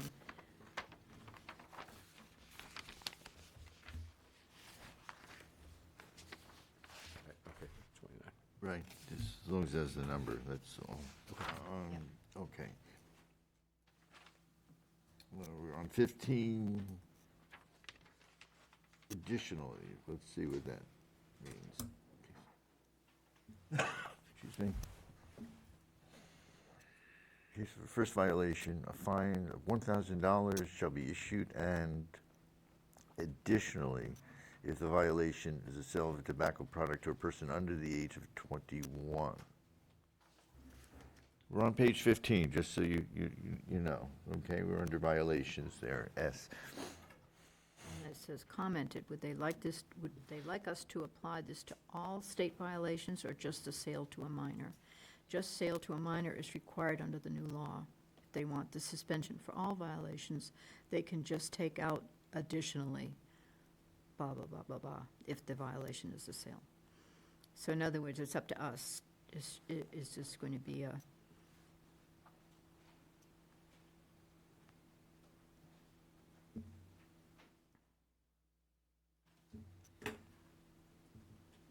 or just the 21 that the state requires?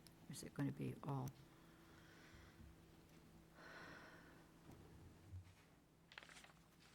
state violations.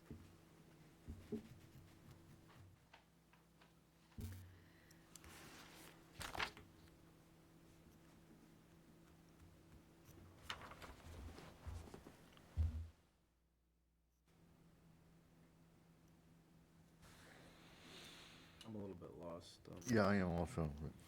Well, So what they're saying is, does this apply to just sales to people under the age of 21, which is the state requirement? Or do we want it to apply to all sales? Okay, so That are against the States. regulations that we've set? the state is saying that in the case of a first violation, there's a fine of $1,000, and the sales permit should be suspended for however many days we decide. Right. And we're deciding whether or not we want to add, No, take out the additionally if the violation is a sale of a tobacco product, which under 21. it would just say shall be issued and the tobacco product sales shall be suspended.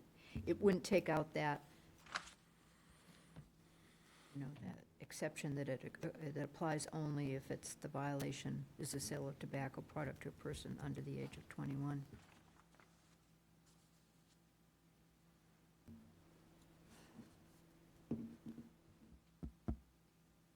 So the suspension is if it's a sale to somebody under the age of 21, in addition to the fine. Mean for another violation. No, if it's under 21, they're saying, do we want to have a suspension in addition to a fine for all,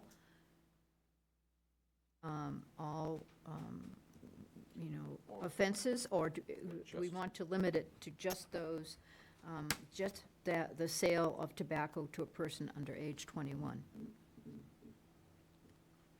Okay, so what are the two scenarios? There's a violation, just a regular violation, Youth compliance. youth compliance. Youth compliance, right. Which would result in,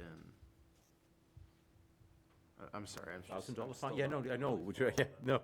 And the word is, and then additionally, if I read it, that they're tacking on, A suspension. right? So the suspension only applies if there's a sale to a minor? This, from the state standpoint, yes. From the state standpoint. And so that's what they're saying. Would you like to apply this to all state violations or just the sale to a minor? It's just the sale to a minor that has a fine and a suspension. Okay, so if it's just a regular, Flavored. Violation of something else, right, then there's no fine that has to be, no suspension that has to be levied.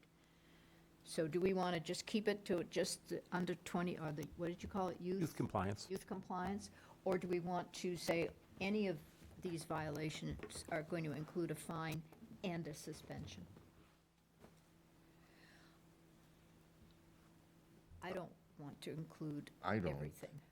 There are too many possible things. Right, It's just, right. it's too easy for an error to take place at a store. Right. And I can't see Doesn't it give us either. any I room don't want to. to start suspending for Right. little things like that. Okay. I mean, that's, So we want to leave this in here. We want to leave in that it's only for the youth. right. Taking out the word additionally. no, No, we're leaving. no, it. we're leaving it. We're saying that that's the only circumstance under which there shall be a suspension. Right.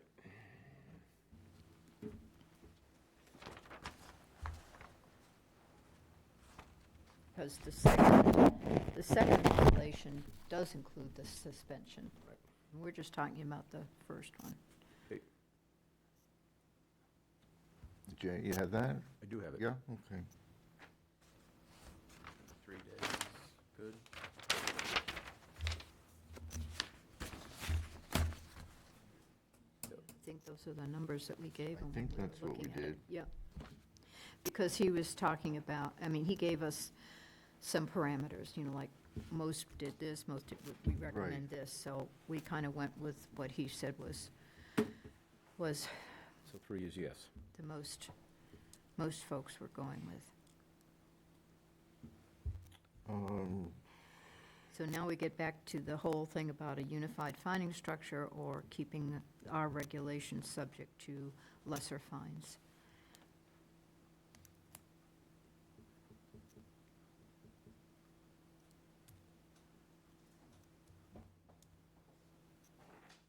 Are we keeping under violations B, 1B, where we're keeping the 36 months? 36 months? Case of a second violation within, Page 15. Very bottom of- 15? I think we. Very I think we bottom. Breezed by that one. 1B, the last item, last bolded item.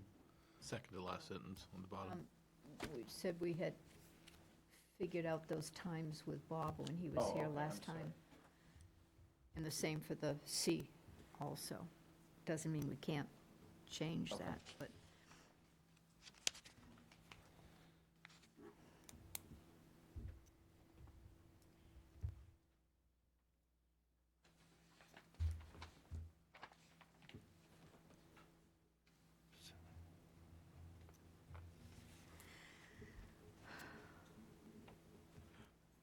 So we're at, on page 16, Yep. number 2, and this is now the structure.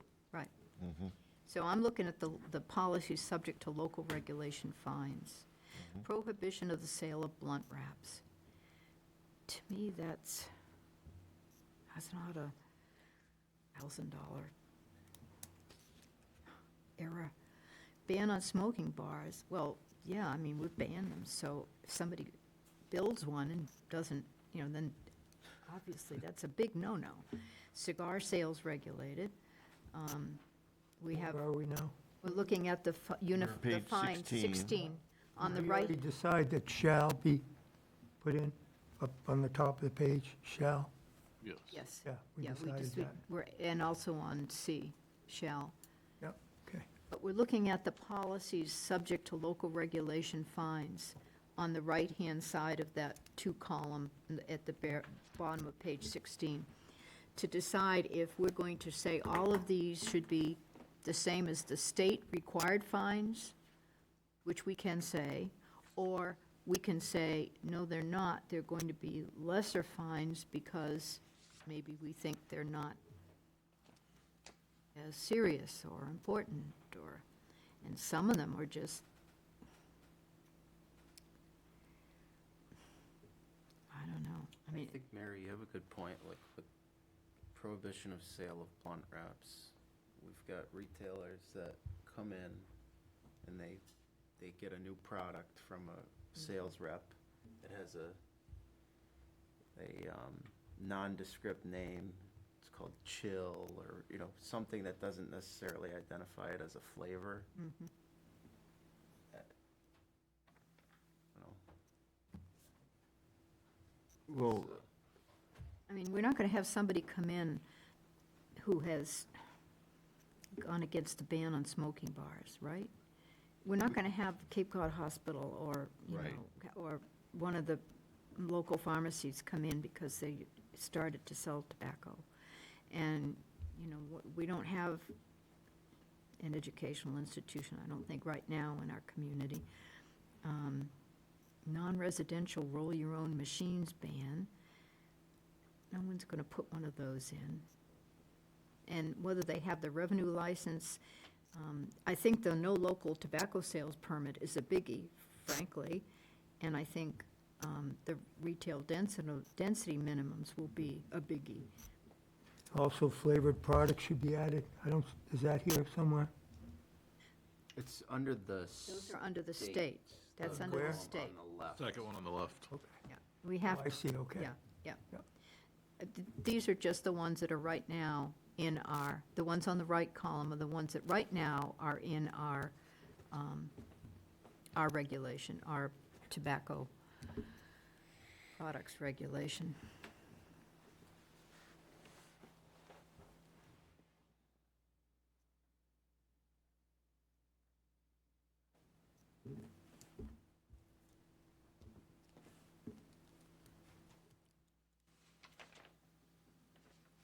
It's kind of silly, though, to just have a separate fine just for the sale of blunt wraps. Right. But for all other purposes, we're considering it to be a flavored tobacco product.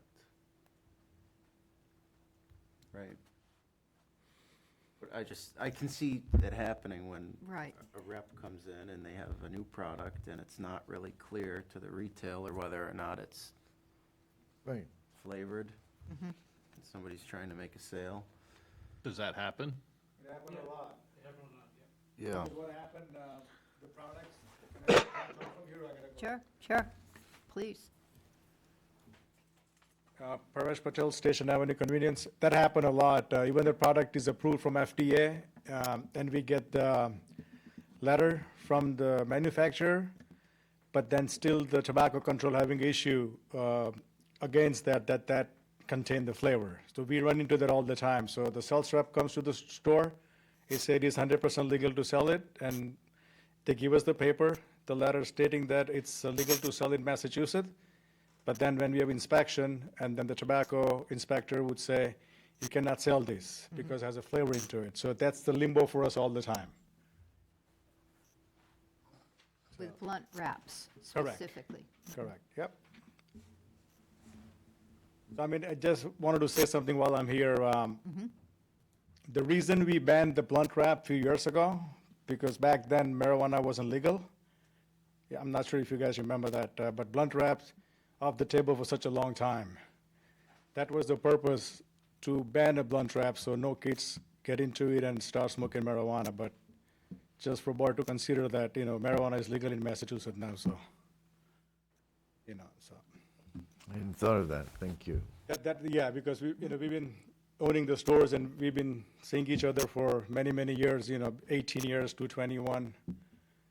The claim was before that 18 years brain is not mature. So let's raise the age. So now the age is 21 and we still have so many restrictions. I don't understand why.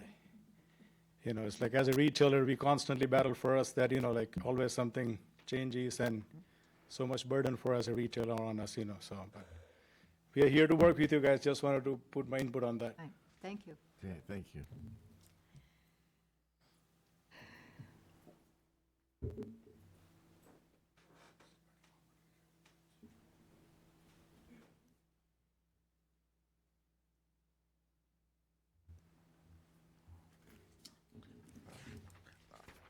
So I need to educate myself on blunt Right, wraps. me too. Okay? Yeah, This I is was going to say, I need to read some more about that. I'm not ready. absolutely, gentleman makes a good point. So, yeah, I need to educate myself on the blunt wraps. It's been maybe since 2018 when we did the regs. So, all right, so let's leave that as an open issue. What else on this page do we need to? Nothing. Nothing on this page. Well, what are we doing about the rest of the column there on the right? Well, that first one is the only one that I think, I think all of the others besides the prohibition of the sale of blunt wraps are fine to put into the left-hand column and levy the state fines. I'm fine with that. It's just the one on top, Just the yes. blunt wraps that I'm just not. Larry, Charlie, you get, So those are the 1,000, 2,000, 5,000 fines? Right. they would be, yes. But how can we I don't know yet. do the, Well, we just do it. well, how can we say that We can, this rule is more important than that rule? that's what we're saying. We're not ready to decide on blunt wraps, but all the others We're moving are over. ready to move over. They have to have a local tobacco sales permit. That's important, right? And retailer density minimums, we felt that's important, or we wouldn't have said Sure. we're going to do that. We don't want any healthcare institutions to start selling tobacco. I mean, these are, I think, very unlikely, but they're certainly warrant a heavy fine if it were to happen. Same on smoking bars, we've banned them, but if somebody builds one, and then, yeah, let's, Well, yeah, I mean, frankly, I don't Look really at 'em. see many of No, those things happening. that's what I'm saying. So, This is not going to affect our store owners. I mean, No. this is, no, this is just, yeah. But Would there the, be any warnings first before a fine like $1,000 is levied? Would they, for example, no local tobacco sales permit, well, for one reason or another, it might have fallen somewhere. I am guessing that when Phil or whoever goes out, he's going to take the same kind of approach that Bob might. You know, where's your tobacco sales permit? Okay. Oh, gosh, we just got a new frame for it, or Okay. we haven't put the new one up, and they let him put it up while he's right there, and it's done. You know, I don't think that we're heavy-handed in terms of saying, oh, you don't have it, that's $1,000. Yeah, That, I certainly wouldn't be supportive of that kind of, I think, Mayor, I think you're right. Some discretion is used. Right. right. right.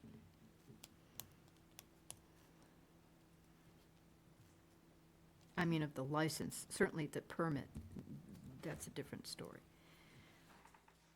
Well, if they didn't have one. We'd they know that. Just didn't have it displayed for one reason or another.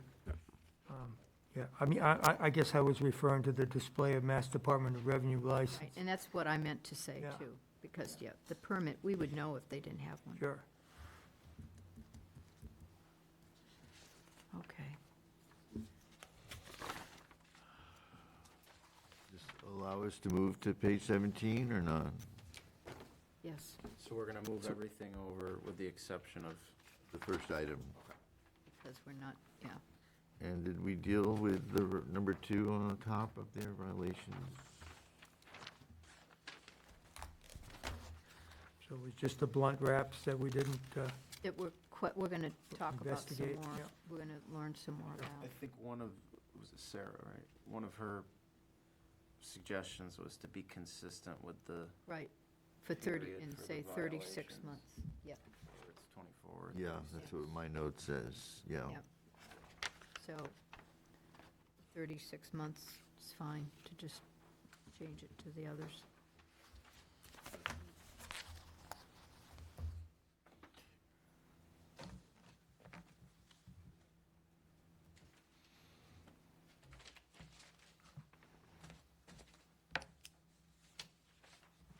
Is that okay with you, too? I mean, we've used 36 months in the other ones, so that was the point. No, that's what I have. That's the last one to look at, I think. No, the one was Where- each day any violation. 17, where are you? Yeah, 18, page 18. We just 18. finished 17. Oh, I don't have anything on 18. Yeah, I do. Leave in the separate violation section. Each day, any violation exists shall be deemed to be a separate offense. I think, that one has Okay, always there, okay, bothered there, me. yeah. I'd take that out. Since you gave the $38,000 example, the place somewhere in Massachusetts that apparently was in violation for many days. Yeah, I'm fine with that as well. That's- To eliminate that? Yeah. Yeah, you okay with that? Which one was that? Under page 18, U. U, separate violations. In other words, every day of the violation. Got the word day? Take out the whole, Take out the whole, take out separate violations. Oh, just completely. take out the whole, Yeah. you gave an example, Braintree Yeah. issued a $38,000. yeah.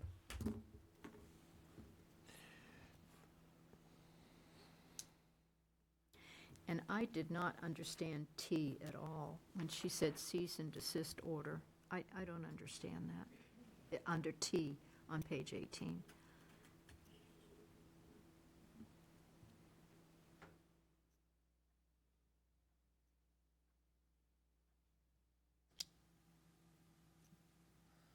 That's over my head, I don't know.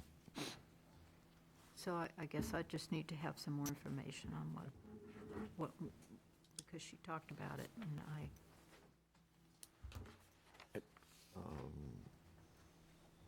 So where does that, I mean, are there only 3 fines settings then? It's 1,000, 2,000, 5,000, or, so, from the state, yeah. For the state. right, that we're using? No, we're using our own, too. So, and for which violations? Is it? It's the ones clearly listed. stated exactly which ones are going to be at our, Well, right here, it's listed. So, Policy my subject to question. local. Go ahead. Any regulations that we have issued that are not required by the state, but are just being required by the town, well, which are the ones then I'm not listed. following, because all we have right now is one item on the right column for our local The regulation. state doesn't ban smoking bars, but we do, Right. right. But I'm asking about the other amounts, whether it's 300 or 400 or 500, there are other amounts here. What does that apply to now? To these here, all of these here, right now, all of these here. Any local regulation fines Right. are, If those are very serious ones, are unlikely, is the reason why we're having a separate fee structure for those. I don't know. I don't know why we're having a separate fee structure for those. Right, that's not. Because, I'm well, not sure. because until, when was it? Very recently, the state didn't have any required fines, and so they were all up to the localities. Right. Correct? Yes. So that's why, because now the state has said, okay, yeah, these are against state law, and you have to, have to fine accordingly. But these ones that the state doesn't regulate and say, are policy regulations, and you can fine however you want. And that's what, and so we just kept our previous original fine structure. Right. Right, for the things that were just our regulations. And she's saying, do you want a unified fining structure so everything is the same as the state? Or do you want to keep to your own local one and have these things here listed with our local fining structure, if the regulations are? Okay, if I could just, you're moving everything over except the blunt wrap. Is that Well, true? we're back to, I think, discussing that. Okay. I think we've kind of, All right. I'm missing it here. The issue is, what would $300, $400, or $500 fines apply to right now? right Prohibition now, of the sale of. all of these Right, things that's here it. on the I right. get it. I don't know if that makes. Oh, does you that make mean, any- well, that's what we said. It doesn't make sense to just have that one. So right now, we're just keeping prohibition of the sale of blunt wraps up for some further discussion. Right. For the okay, so right now, it would be sitting at the $300, $400 or whatever is the only thing right now. Okay. Yeah, because none of this is in place. This is not in place, any of these changes. So yet. we're just down to one item then, or one violation then? Right. That, That, okay. yeah, that we think not something that, and yeah, I mean, maybe it's not even a violation, I don't know.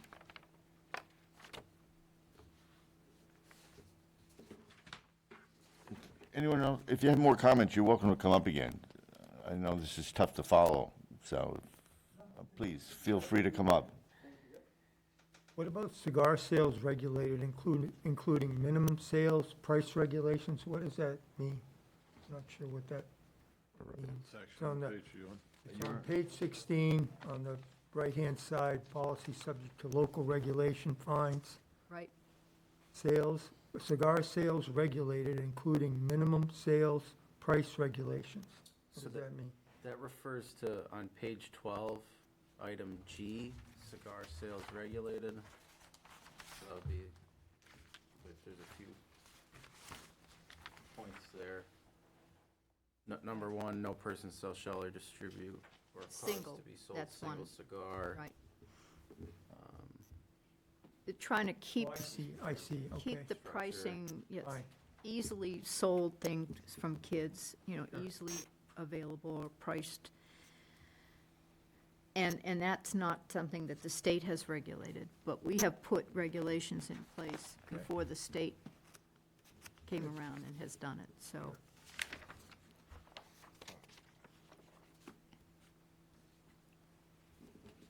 Although the state's catching up with us.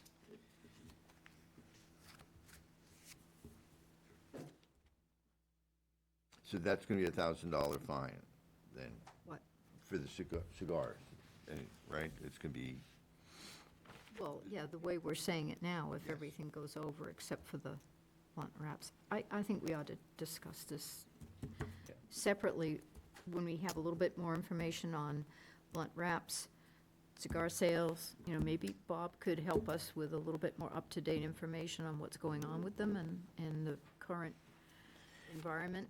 I agree. My concern is, if something can so easily be wrong, or it wasn't done correctly, and and to have a major fine, like, I'm just concerned about that, things that are just too easy to Right, happen. right. We've had people come, you feel badly, but Right. the regs are what they are, so, yeah, so, getting more information would be helpful from him, I guess, with that. Or we could just say, okay, all of these on the right are up to our own fine system, knowing that most of them aren't even going to be happening.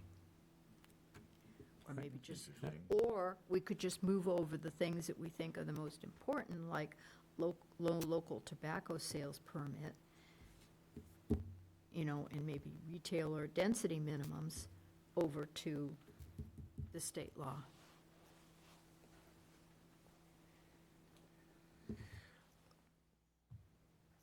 And leave everything else under the local regulations and the local fines.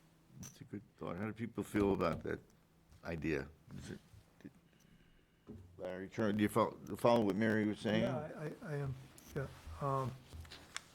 Yeah, I certainly see some of these violations are really more egregious than others.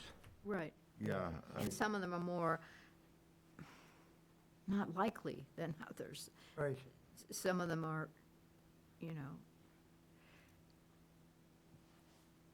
mean, I don't know anything about a non-residential roll-your-own machine ban. I wouldn't even know I what don't that is. either. Do you know what that is? Any, do you, any of you folks know that? Like the manufacturer, they used to a long time ago. Okay, They would come there or here, it's fine.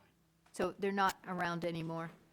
Yeah, that means they did have like a big rolling machine Uh-huh, that would roll the cigarette and tobacco together, not the small one that retailer use, but they used to have it long time ago, and that's why I think that was the mention about the rolling machine. and also probably what they were rolling, which wasn't always tobacco. Right.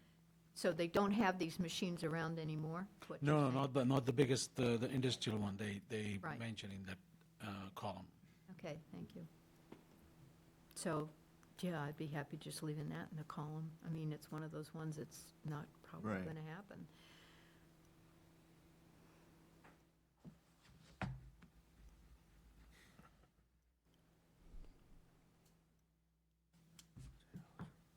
Perhaps if I could just, more information from Bob would be helpful as you deliberate this, but there's quite a bit I think I can clean up. Yes. Okay. Get this, Hopefully, and all get of this, it, ba- except for this. except for this last section. Yeah. These other 15 or so pages, I can clean up, put order, get rid of the color coding, and knowing full well that the Right. last page still needs to be worked on, and there's still some, there's still some things you need to look over Right. to give yourself some discretion and to understand the retailer's concerns. At the same time, public health issues. But if I could, just to say, let me get this in cleaned up to what you've just decided on tonight, and put this back in front of you, and our next meeting is the first week in October, first Monday in October, so it's pretty short order, and I'd ask that Bob would be here. Okay, Does good. that make sense? Yep. Yeah, and just make sure other license holders are going to be aware of it, that if somebody else wants to be present, they ought to know about it. It's good, Mr. Chairman, that's well noted, and it's only 29 of them. It's very easy. It's half a day that we go and make sure that they know. Thank you for being here. You're very helpful, because you see it from the industry side. So can I make a one suggestion? Anything. Like, we always discuss, you guys always discuss with the Bob Collette, but can we get involved in that discussion also or no? You what? I didn't hear the question. I'm sorry. So in other words, we always discuss with the Bob Collette about the regulations and everything else. Right. So can anytime the retailers will invite to discuss what they feel about those regulations also? By all means, if you're asking me, I mean, to come in front, even tonight, you know, ideally, and the board will set the next meeting, and we'll look at Bob's schedule, but the board always welcomes input Right, from, right. whether it's pool operators, to landlords, to retail tobacco, food service and beyond. The education and engagement with the business owners makes it more effective. And just like I said, we like to work hand in hand, so, you know, if we get involved a little bit, then, you know, it give us a little opportunity. The board is always, To me, I mean, we don't want to see you at all at violations, so come at other times, yeah. Yeah, that'll be helpful By all for means. both sides. sir, Bob Collette will come at the table, but please know, the board is always open to be able to speak up. Don't feel it's an intrusion in any way. By all means, they welcome that, so plan on that. As you'll get this cleaned up. There are some things that still need to be looked at. We say Bob Collette because he's the person who kind of oversees that. Right. But you have a piece in this as well, so by all means, I think the board, I speak for the board, welcome you to come back. Yeah, absolutely. I mean, you have a business here, and we obviously want businesses here. There are regulations, of course. You may need to change your plans, your business plans, based upon changes in regulations, so you need to be here, you know, actively involved. We welcome that. Yeah, we will, yeah. And if anything, then you sit at the table and with Bob and you go over those things. If you are a representative of maybe of your colleagues, yeah, Definitely. by all means. Yeah, thank you. Thanks for coming. Okay, night. take care now. But always, thank you. Do you have a date set for October, or they're Well, gonna decide? if you wanted, we'll let you know, but the first Monday in October is, I think, October 2nd. Is it? Okay. Yes. Yes, it is October 2nd. Before you go, so you know, let the board set the Just meeting. check, make sure it's gonna work. Yeah, the second's fine for me, absolutely. I won't be able to make that meeting, but Okay. it's all right. So the board's October 2nd. Yep. And we're gonna have publish clean copy I'm going to get this cleaned up. This will be cleaned up by, in a day or two, back to Bob, and he would be coming, and would welcome you to come back.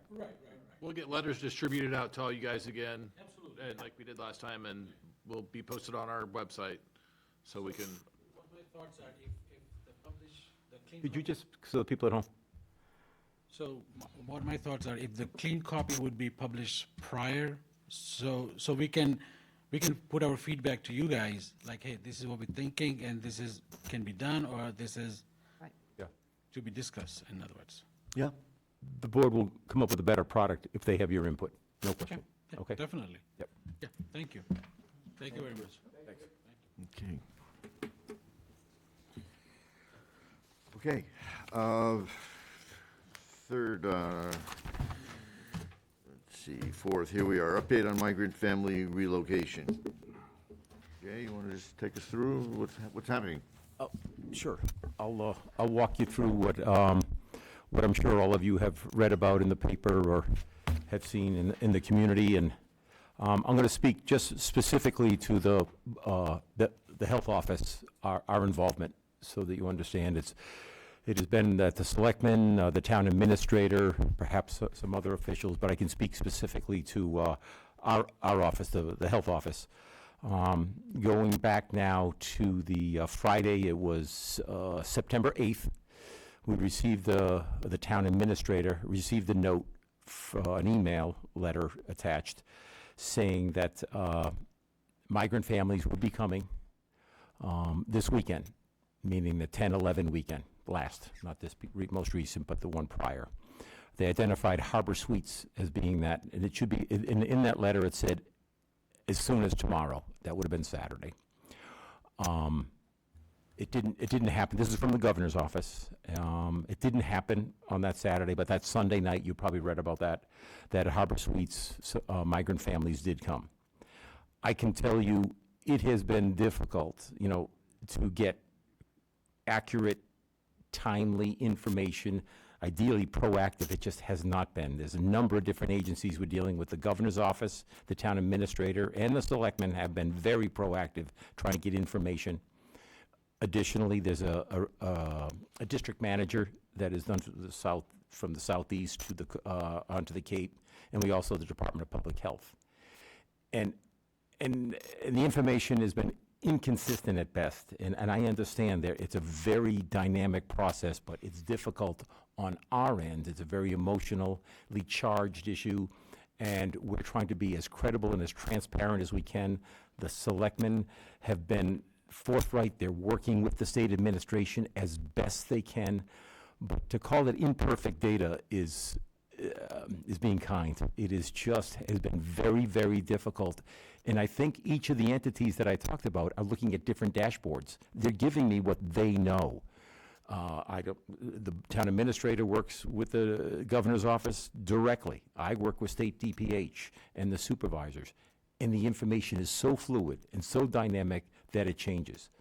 So that's why you've seen emails from me to say, directing each of you and constituents that you work with, and people are going to come to you as credible leaders to say, where are we with this process? Everything is coming through the town administrator onto the website, and the selectmen as well. They are right on top of this issue, but it has been difficult.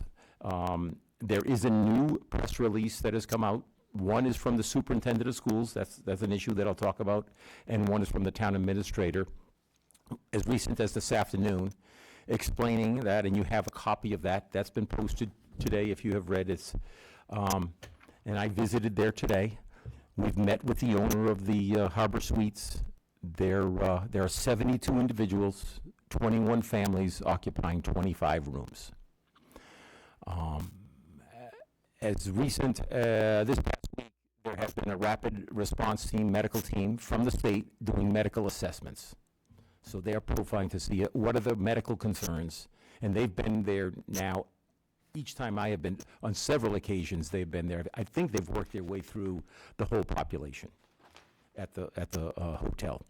And what they're looking for is baseline medical assessments. If in fact there has to be a workup or a referral or additional information, they're looking for, what the concerns are. That maybe if you watch the town meeting, communicable disease tracking, the MAVEN system, all those things are in place or in progress.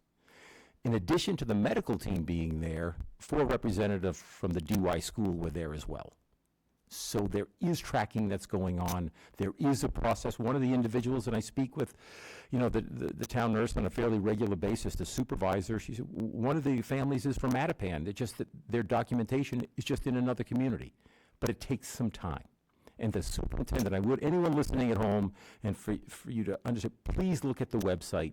And the reason why the information is being channeled to one voice is so that it is consistent, it's timely as best we can, but it's the most credible information that we have. And I know that's frustrating, and we don't get it proactively. We haven't had time to respond, but in meeting with the manager in a timely manner to plan.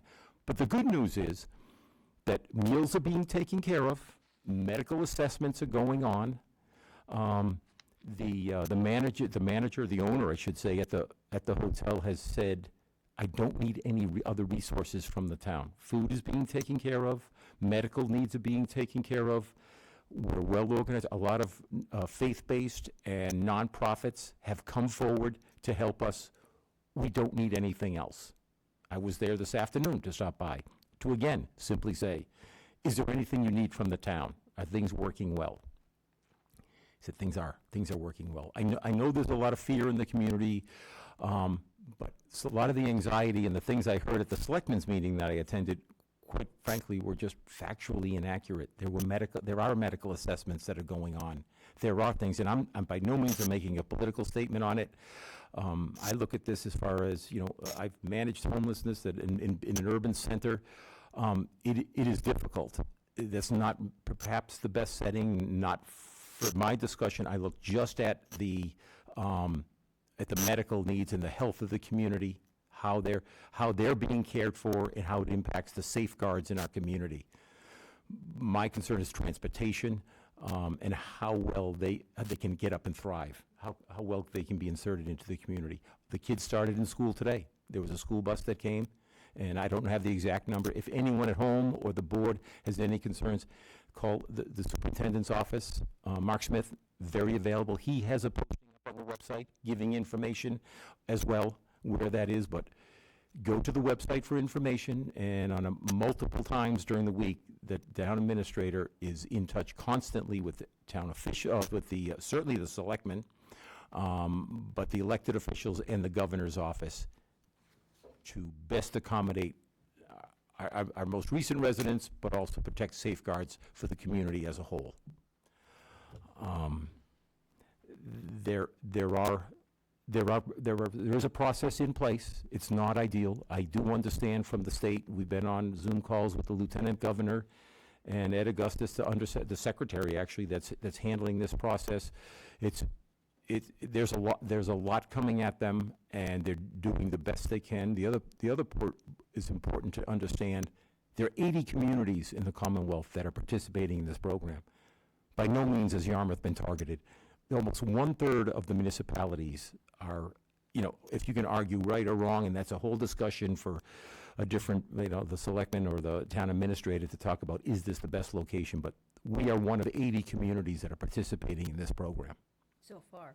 So far, good point. And when I say 72 families, 72 individuals today, I don't know what tomorrow is. Some may up and move. One of the families I talked to, the school nurse, they were in Mattapan going to school, and now they've been brought down here. I can't understand that. I don't understand. So it's a very fluid process. We get very little proactive information. With good information, you can make a good decision.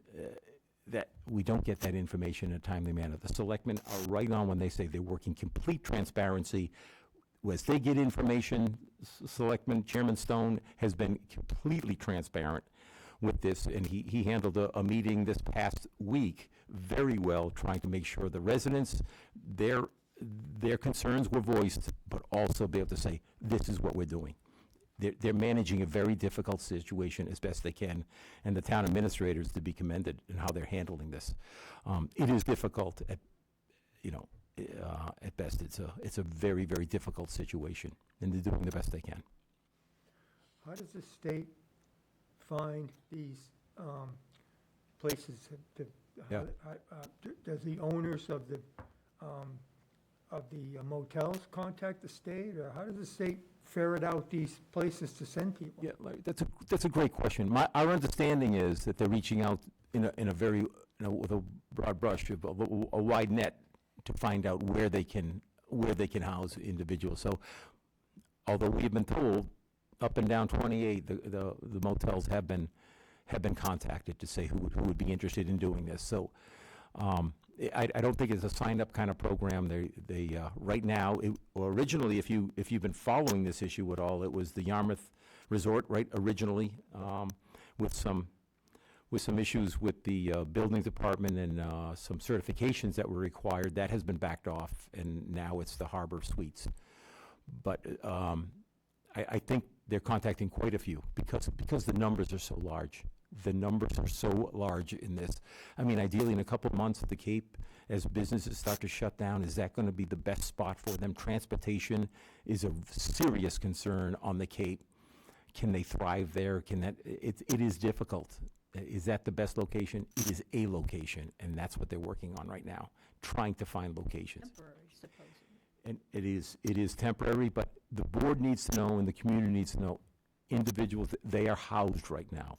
Their most immediate needs, medical, food, shelter, protection is being taken care of right now.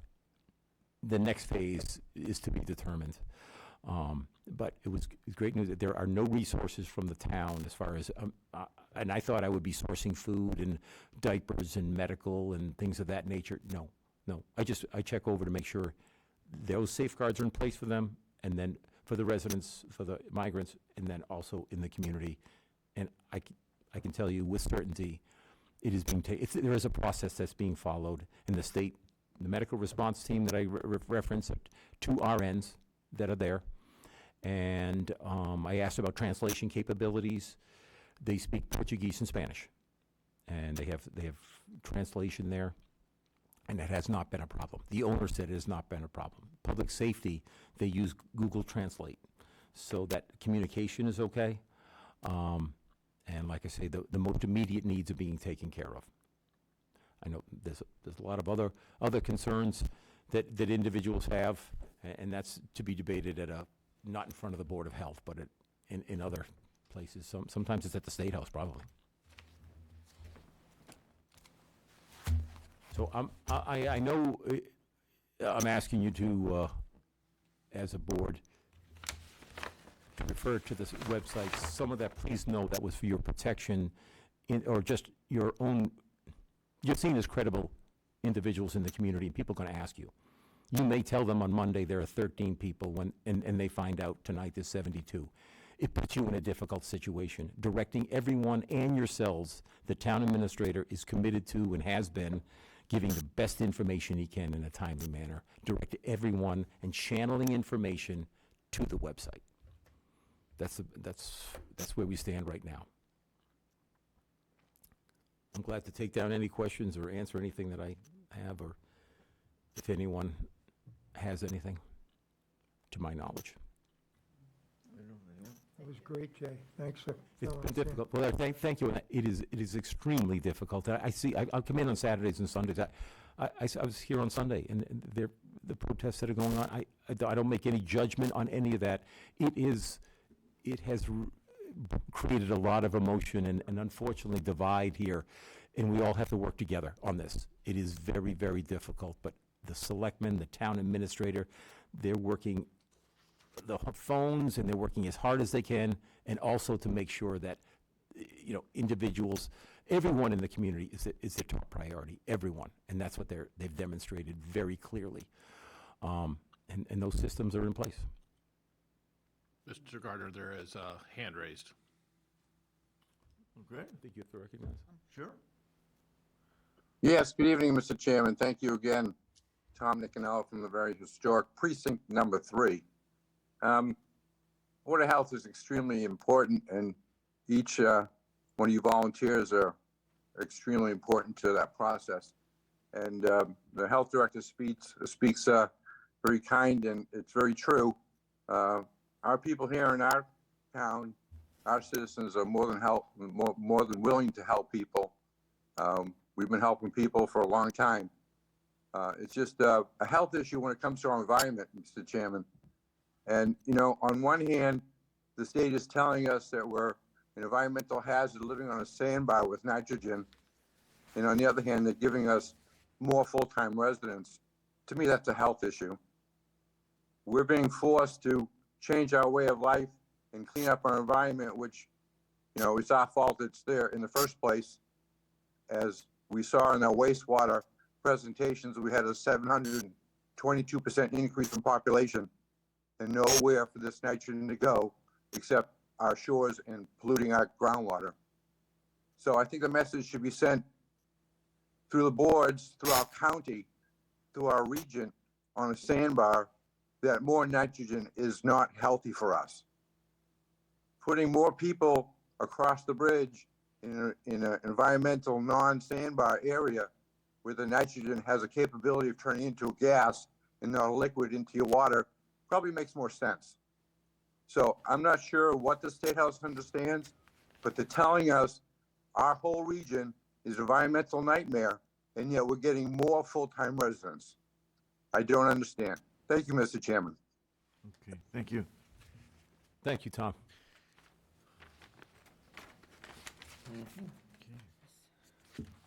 Okay, I'll keep you posted, and again, please, just check the website.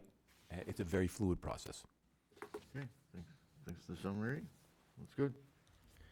I know it's 8 o'clock, so having a quick coronavirus update.